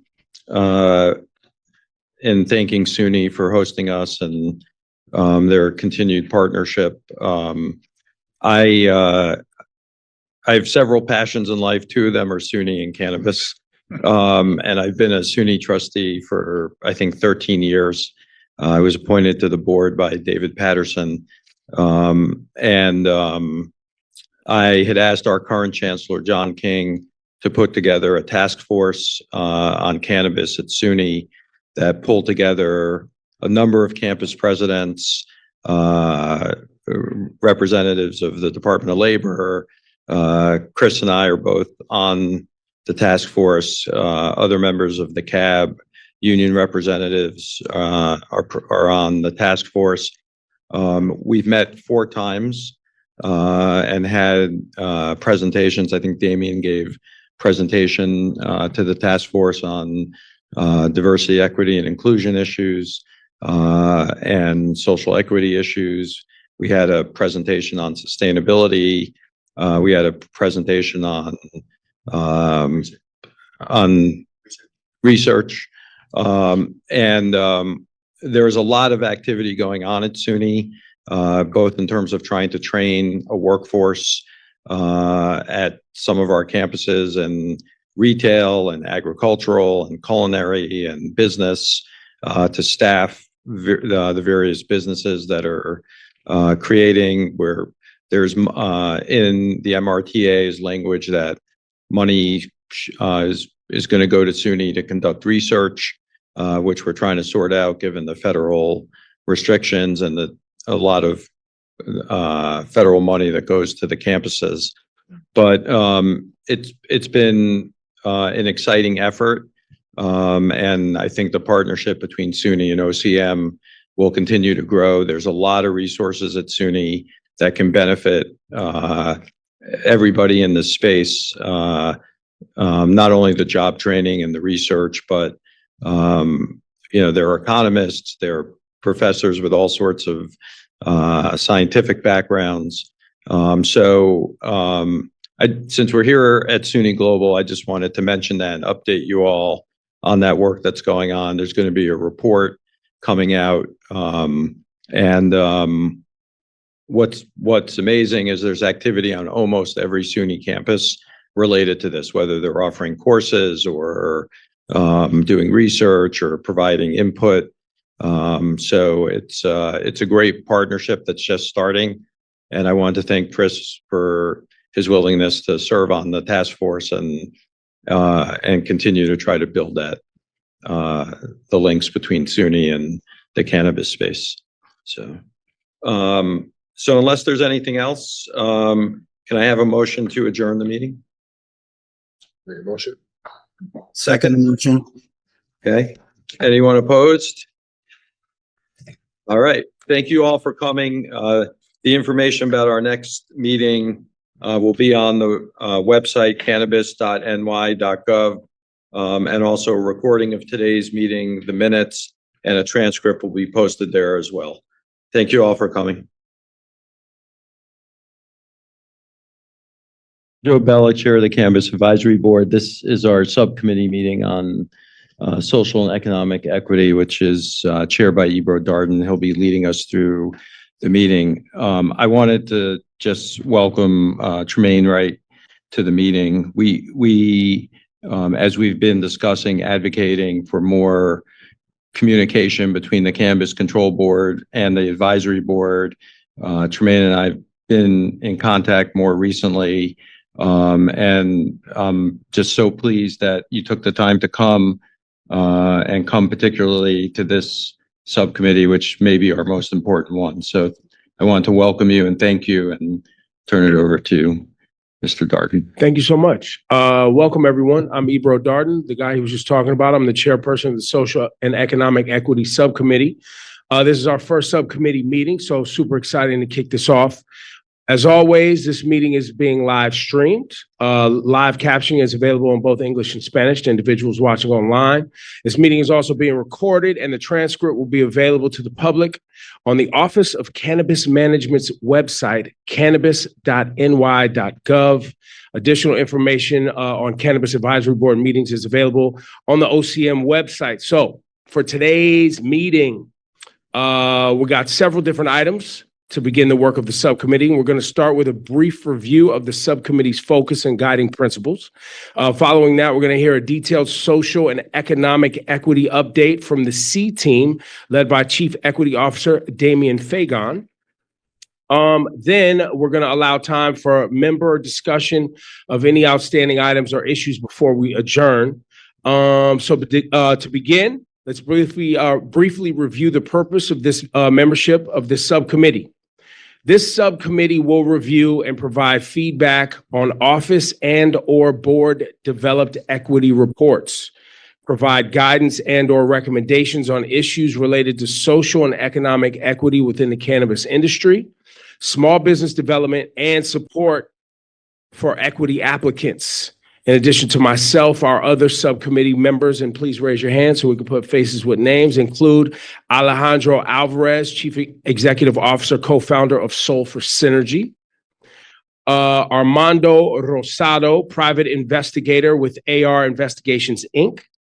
Nikki Cateman, political and communications director at Local 338, RWDSU UFCW. And the Arthur A. Duncan Counselor and Attorney at Law, Office of the Arthur A. Duncan. Thank you again for all the subcommittee members who were able to join, both in person and virtually today. And now I'm turning it over to Chief Equity Officer Damian Fagon to take us through the reports. Thank you, Ebro. Thank you to the subcommittee. I'm excited for this opportunity. I hope that these conversations, these meetings can be conversations about the work. New York is doing something for the first time that a lot of other states haven't even attempted to do. And that is going to take a lot of insight from a lot of different stakeholders and people in the community. We got to get this right for New York, for the industry at large. And so that's definitely not all on us. And, we encourage these conversations to be open dialogues about what it looks like on the outside, how it could be improved, mistakes, revisions, and just feedback. We're going to be taking notes throughout as we discuss, but I'm going to kick off the presentation with someone who's on the Zoom right now. Jim Rogers, our Director of Small Business Support Services and Small Business Development. He's going to walk through some of our programming, and then I'll go, and then Tabitha will go. But we'll try and make this quick, 15 minutes, and then we'll just do some conversation. Okay. Hey, everybody. So great to be here. Can everybody hear me? Just give me a Yes. All right, great. Awesome. This is fantastic. So let me just give you a quick overview of where we've been and a little bit about where we're going, and I'll turn it back to Damian. So one idea was to stand up as many programs to while we were getting licensing online, to support equity applicants and equity licensees. And the first major initiative that we did was the Cannabis Compliance Training and Mentorship Program that was designed to take the most experienced cultivators and processors, both on the legacy side and on the traditional farming and food and beverage side, and give them a very in-depth introduction into the regulated marketplace. And I think the two important thoughts I want you to get from this is 66 of those participants in that program, it was very competitive to get in, would qualify as C, and that the graduation rate was 97%. So people came, they found something of value, and they stayed. Next slide, please. Also, as you know, we stood up a comprehensive retail accelerator program initially for card at 250 seats. And we are currently undergoing a proposed expansion, which we expect to finalize in the immediate future. That would bring us to 750 to 850 seats. So for every single card retail licensee and every retail licensee, we have this in-depth accelerator program. Can't say enough about how it functions. There are approaching 60 plus in-depth workshops. There's one-on-one mentorship for everybody. There's financial insights and pro formas. Everything that you need to know to run a profitable retail establishment is what's covered in this accelerator course. We did it through a partnership with, I think, the best educators in the business. And I think we've really made our mark nationwide in terms of what's possible in acceleration in the retail space. Next slide, please. Next slide, please. That's just, please ask me questions later, but it's extremely comprehensive. And I want to get through all the slides, so I don't want to take too much time. So as I said, we're expanding to 750. Thanks. The next thing that comes to mind that I want you to know about is sort of how are we navigating the banking space? Obviously, bringing as much engaging banks so we can bring as much transparency into bank services and bank pricing. That's our goal for licensees who want to open up these deposit accounts. Sometimes they can come with high fees, and our approach to dealing with those high fees is to encourage as much transparency as possible so people can shop around. The other reason that we're engaging with banks, there's two more reasons, is to really set the stage for what we need to do programmatically as a state and through engagement with other stakeholders to create a lending environment in the cannabis sector. That's possible. It's doable. It's a familiar concept to the state of New York to understand that they can take on some risk in emerging markets and encourage lenders who would otherwise avoid the risk. And there's a partnership to be had there. And finally, we want to make sure that there's an easy exchange of information, right? Because that's in our licensee's best interest. If you're a C licensee, you really want the bank to get as much information as quickly as possible from us.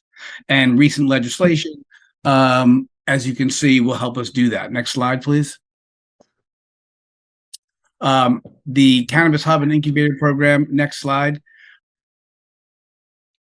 So what you're gonna be hearing a lot from today out into the future about CHIP, about the Cannabis Hub and Incubator Program. It's a big umbrella that we are filling up with the kinds of support services that we need. And when I say filling up with services, I mean to say that we are gathering all the most important services, the most comprehensive services, but we are also going to be building institutional centers that are regionally based to actually house all these services. So at this point in our life in the C world, we are sort of both building the programs and building out what the institution itself is going to look like. So for instance, we have launched the education, training, and compliance support. This was particularly addressed to AUCCs and AUCPs during the transition from the conditional world into the adult use world. And you can see there were 6 in-depth sessions. This was content produced by OCM. They were very engaged. It was much more of a dialogue. It was really the information that AUCCs and AUCPs needed for the next step in their life and their success. Next slide, please. Application assistance. So we wanted to make sure that every C applicant had comprehensive application assistance, and we did it 2 ways. One was we created the Technical Assistance Providers Program, and we had over 60 community-based organizations and academics and nonprofits and even some law firms be trained by OCM through a 2-hour comprehensive training to actually provide application assistance and also open a dialogue loop with those TAP providers so that we could answer questions in real time and make sure that the application process was smooth. Over 700 folks have already requested and received some assistance. Next slide. Before I get to this, let me just mention about the TAP program.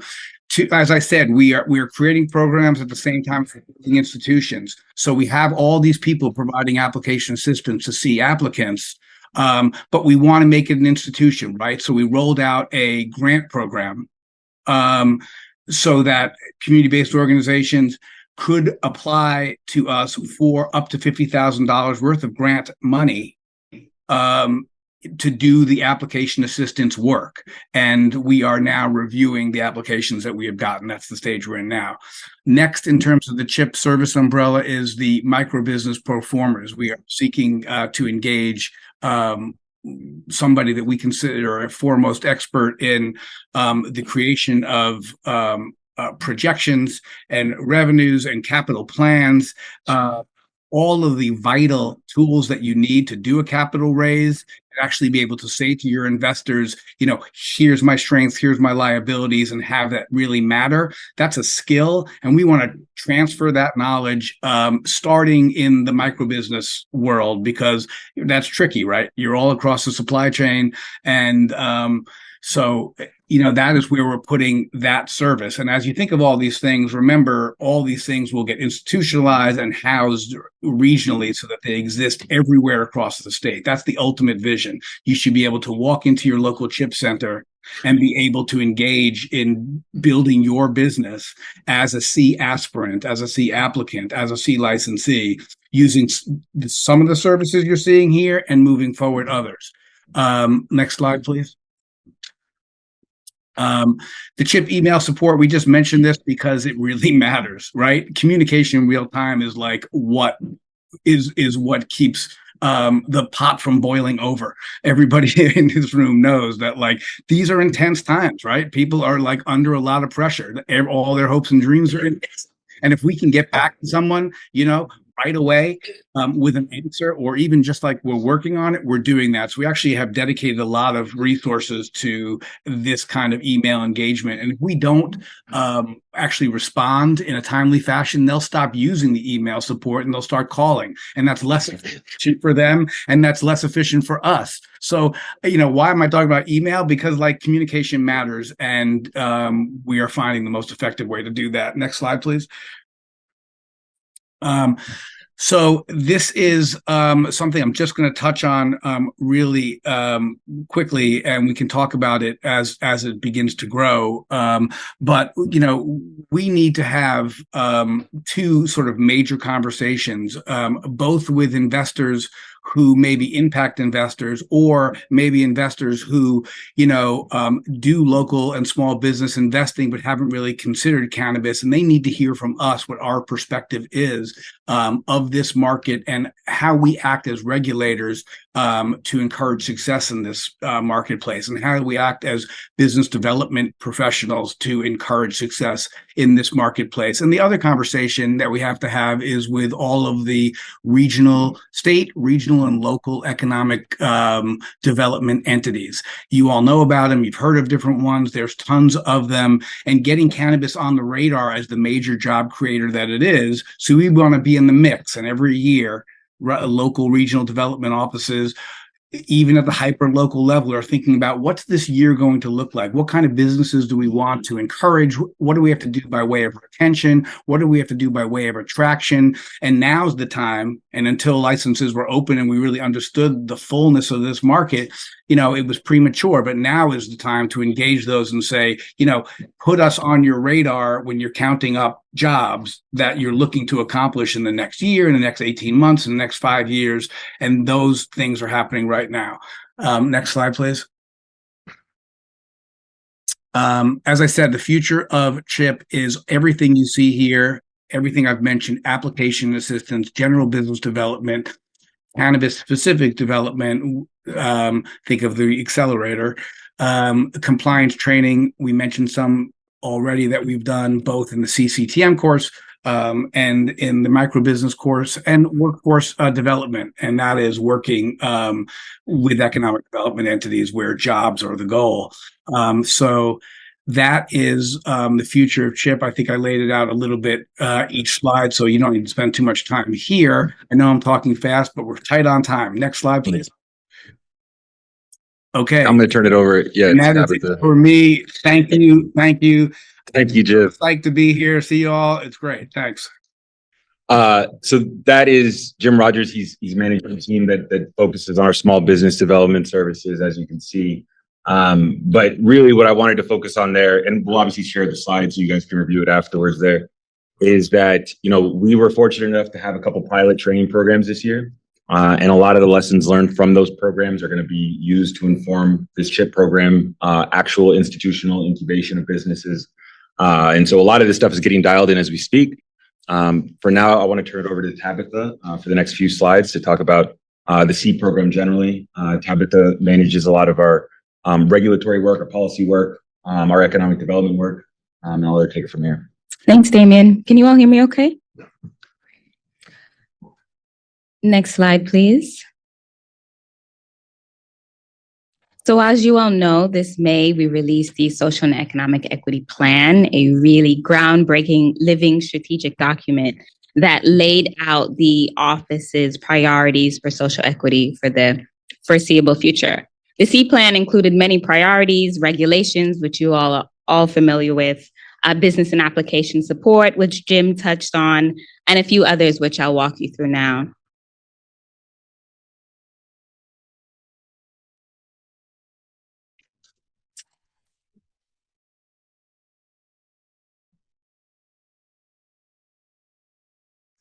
Equity roundtables. In order to write the social and economic equity plan, also known as the C plan, we had to gain public input as part of our statutory requirement. In order to gain that input, we conducted cannabis equity roundtables across the state. That meant we had small group discussions with about 400 participants in every corner of the state, mostly in person, some virtual, largely due to weather constraints. And we heard from those individuals what they wanted to see from OCM, from CCB, what their concerns were, what challenges they faced in their business endeavors. We met with individuals who will want to qualify as any number of our social and economic equity groups, right? So farming organizations, chambers of commerce representing various individual identities. We met with communities disproportionately impacted, and we heard from them what mattered. All of that input went into the C plan. This past summer and this fall, we've been following up with those organizations and those individuals. We've gone back around to them. We've showed them the document. We've walked through how their input informed our strategic priorities, and we were able to receive a lot of great feedback from them. We were also able to address inquiries around next steps, a lot of which touched on licensing. Next slide, please.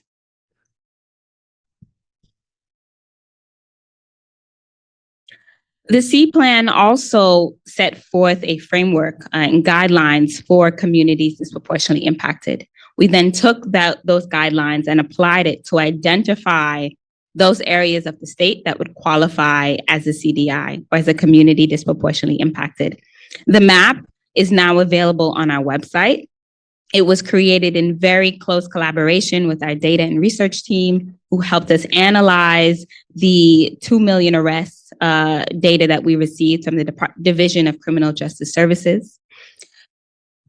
On the right of the screen, you'll see a snapshot of what the website looks like. There is an address feature. You can type in an address, and the map will zoom into that place and tell you whether or not that area counts as a CDI. In the top right corner, you'll see a smaller box with various timeframes. Those timeframes actually speak to census data.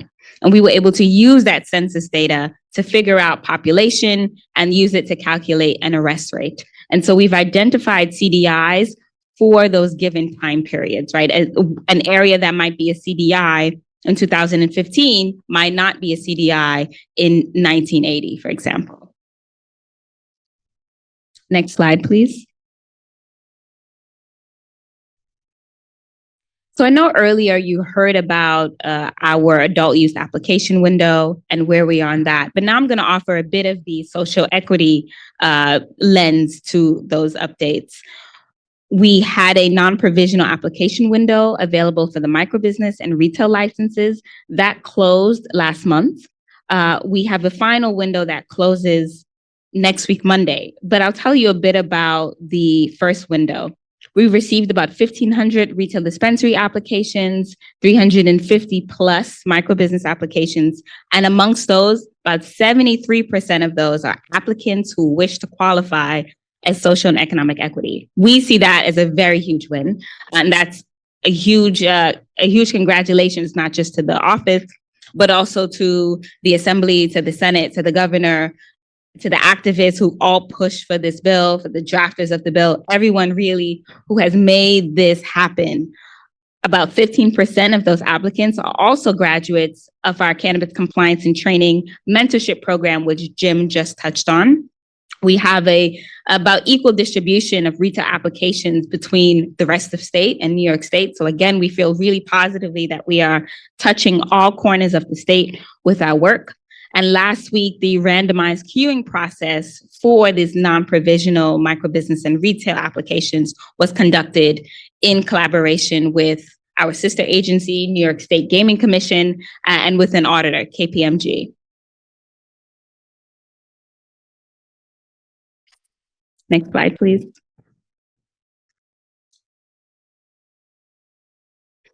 Regional Economic Development Council partnerships. This is something that the C plan also touches on, and it's something that we are moving on right now.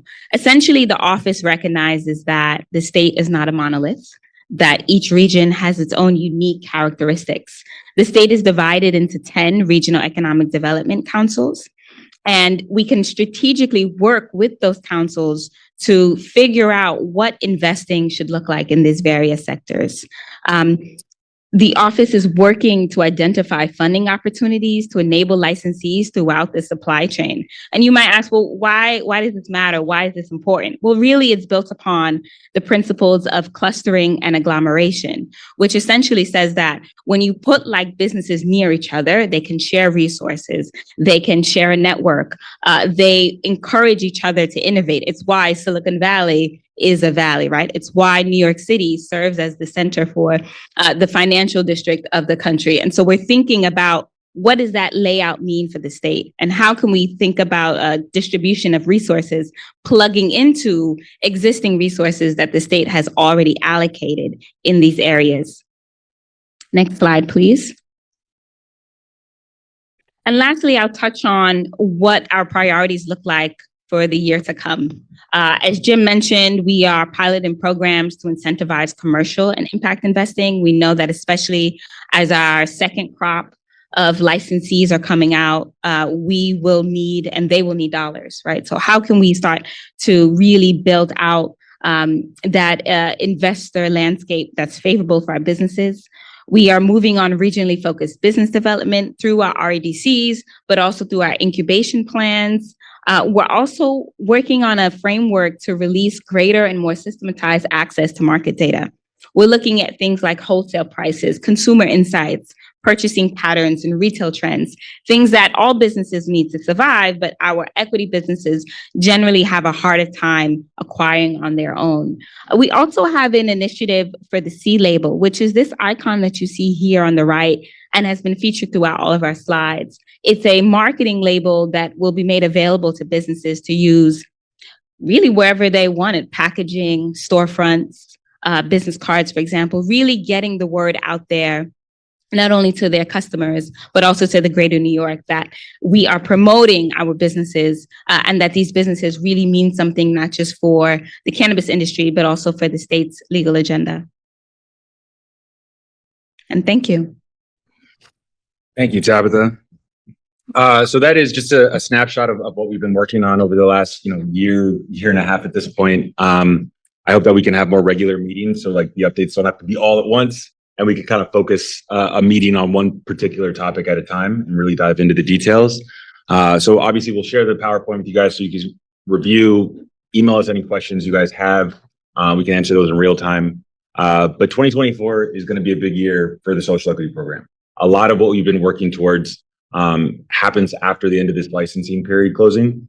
And so we're going to need a lot of collaboration across the state from all these stakeholders to achieve our goals. But the fact of the matter is, the fact that we got 75% of our applications in for social and economic equity, we're very confident we're going to meet our 50% goal for social equity licensing. Now we got to get them operational. Now we got to actually make them successful. And in every state, they've been successful in getting these licenses out, less successful in having them operationalize those licenses. And so that's where I want New York to be different. And that involves, letting consumers know who these licensees are, these entrepreneurs are, letting investors know, and really rallying community support and statewide support around them. So I'll kick it back to you, and we can do like a little Q&A or just talk about what we just talked about. Well, thank you, Damien and C team, for that information and the updates. Great to hear. So like Damien said, let's open the floor to any members who have final questions or thoughts that they'd like to share today.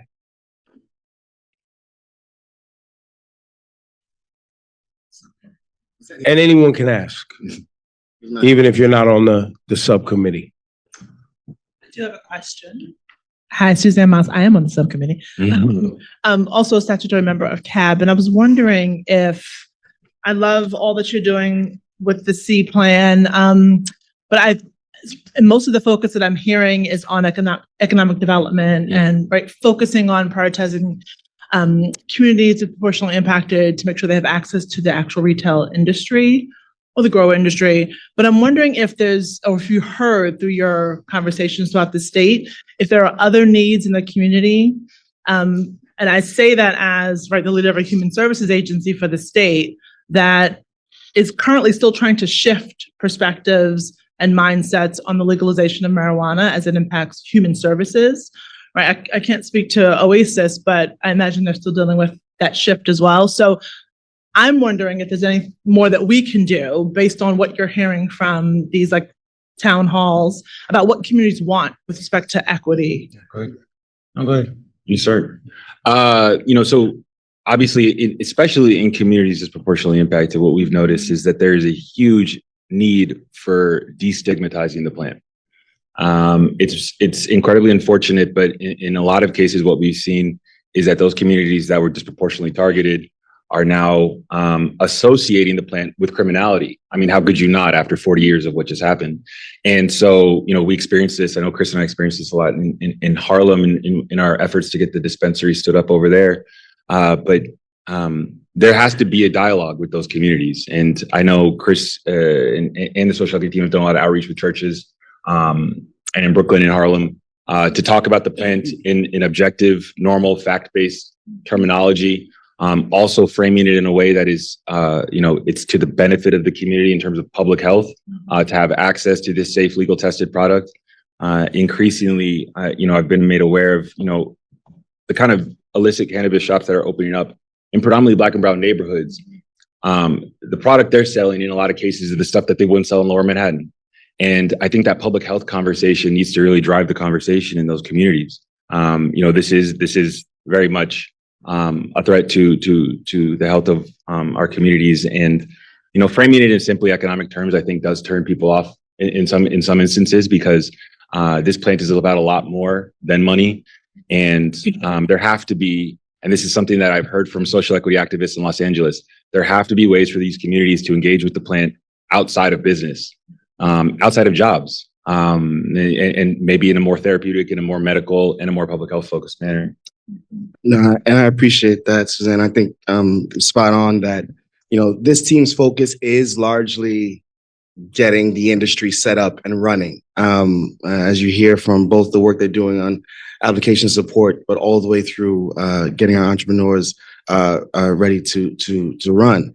But you're absolutely right. And the office doesn't ignore the fact that we are still in a conversation around whether or not we should have legalized. Now, I try to act like we're past that, but I know that as we present the work that we're doing, it has to have that recognition that, the fight to change the stigma fully across the state and the country is not done.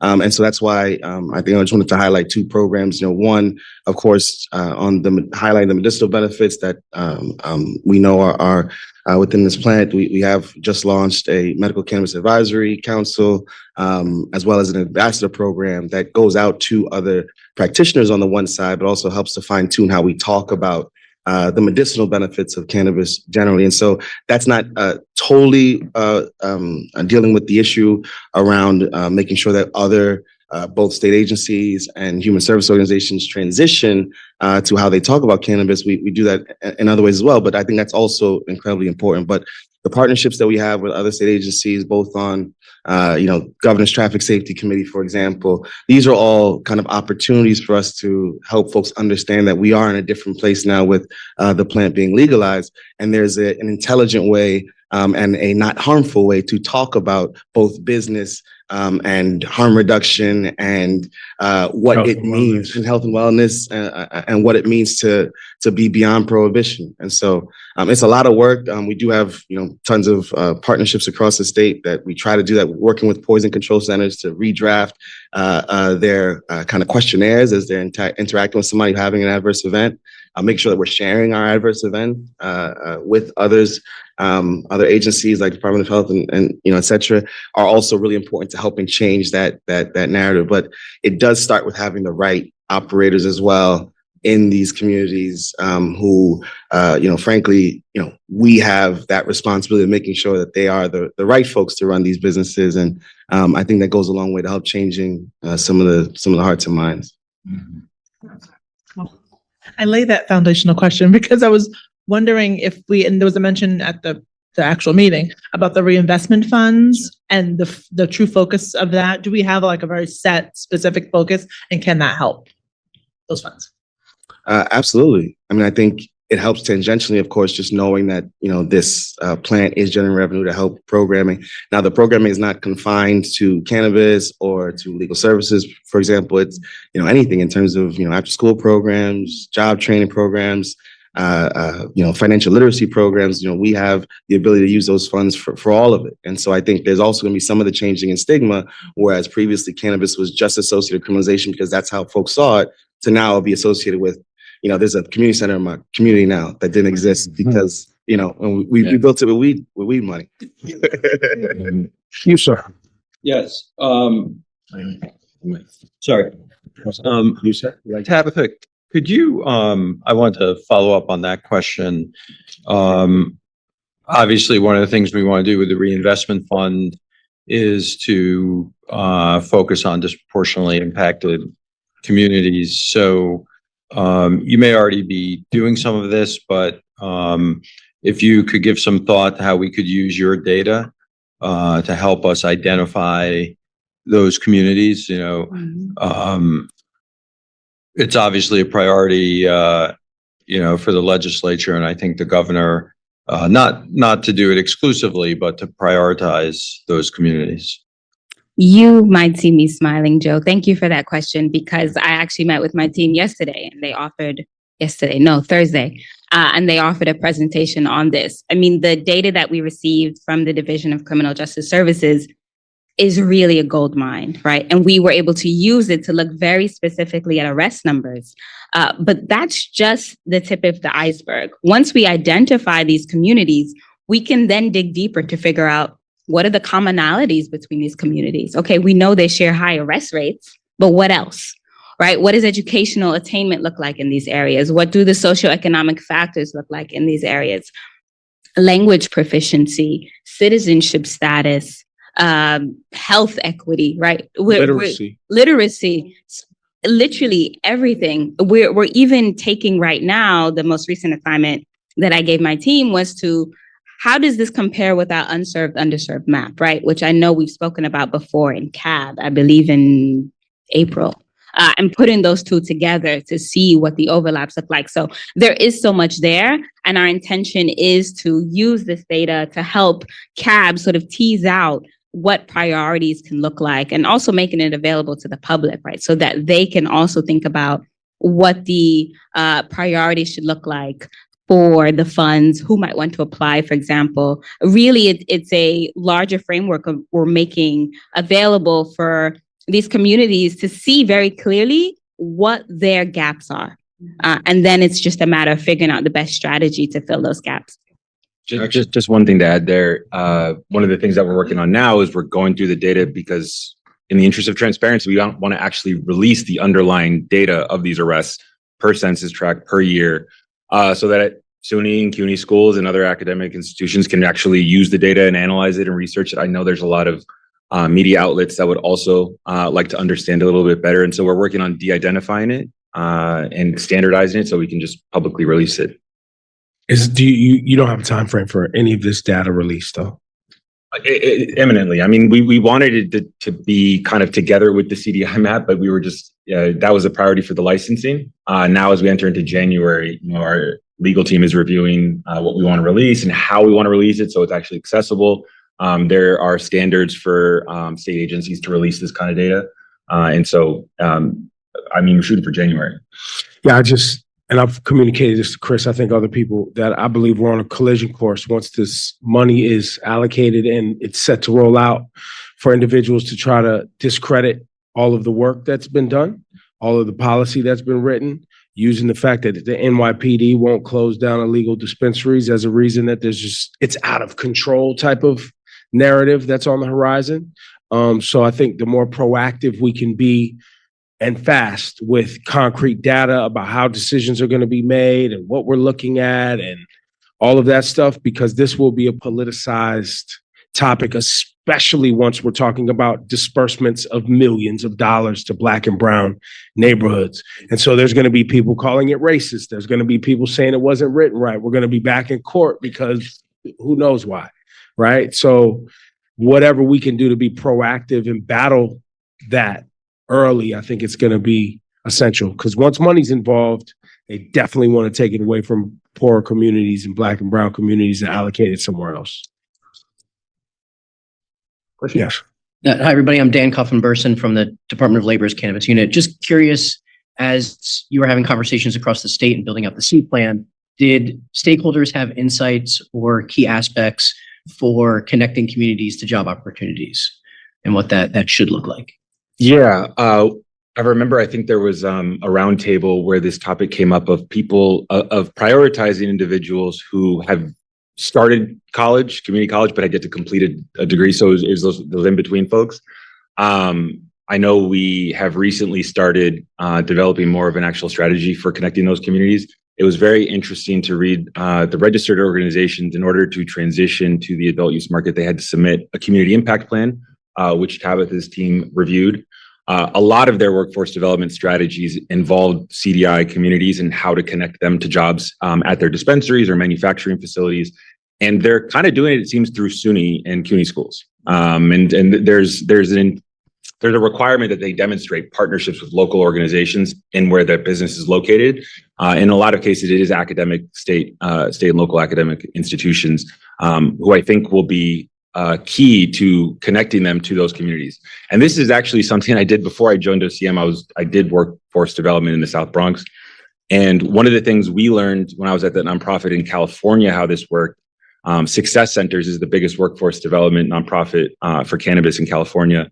And often what they found is that the cannabis businesses, which were required in some cases by local municipalities to actually hire people from these communities, that they were doing so in a way that they just were completely unfamiliar with. So they would interview someone and be like, tell me when you got arrested.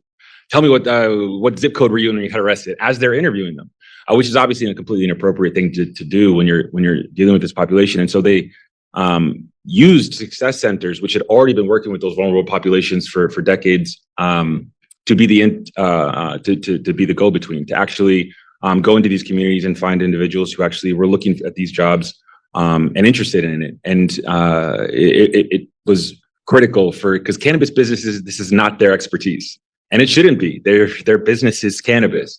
And we have so many great workforce development organizations and agencies in the state that have been doing this work for so long, because this history of arrests has impacted so many different communities, that they really need to be involved in these conversations. And so that's what some of the feedback I think we got from. And as you know, at SUNY, we have a lot of the community colleges doing the 2-year programs. Yep. If people want to do that for farming or retail or culinary, but there's also a huge effort going on about seamless transfer, making transfer easier for people who are in the community colleges who want to get a 4-year degree, both economically, making sure they can use their credits, that they understand what credits they need to make it economically and in other ways, feasible for them to do that. Absolutely. And one of the things that is so great about SUNY and CUNY schools stepping into this space is that in the absence of their presence in this space, it is for-profit education, online degree stuff, $6,000 a semester for something that, takes 10 hours to finish. They explode in every state that legalizes. And they pop up everywhere because there's a lot of communities who think that if they get this certificate, it'll give them that edge they need. And people prey on, there's predatory activity around that when it comes to education. And so the fact that our, state and city schools are stepping up is combating that in a huge way. Any other comments, questions?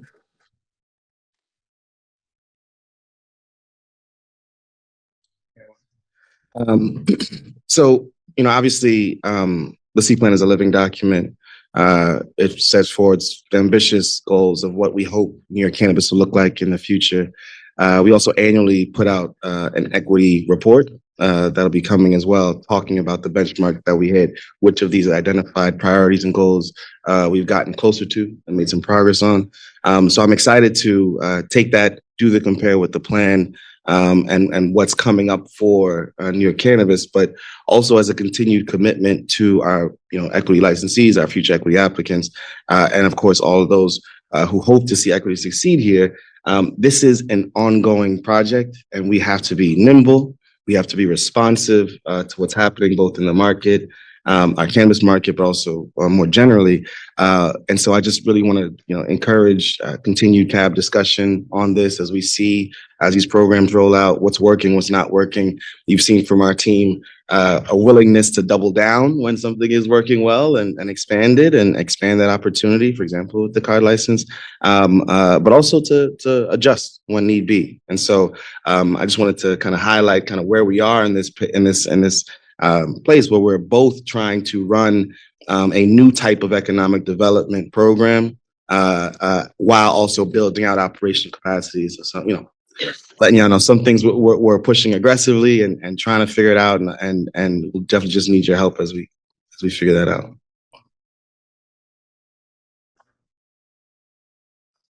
So thank you everyone for sharing your time, sharing your thoughts, sharing your questions with us today. This concludes the business for this subcommittee. May I have a motion to adjourn this meeting? So moved. May I have a second motion? Second. Wow, look at us. Well, I don't know what happened there. Thank you very much. Is there any discussion, question, or comment by any board member before we adjourn? Hearing none, I call for a vote. All in favor? Opposed? Abstentions? The motion to adjourn this meeting carries. Thank you all. We'll adjourn now.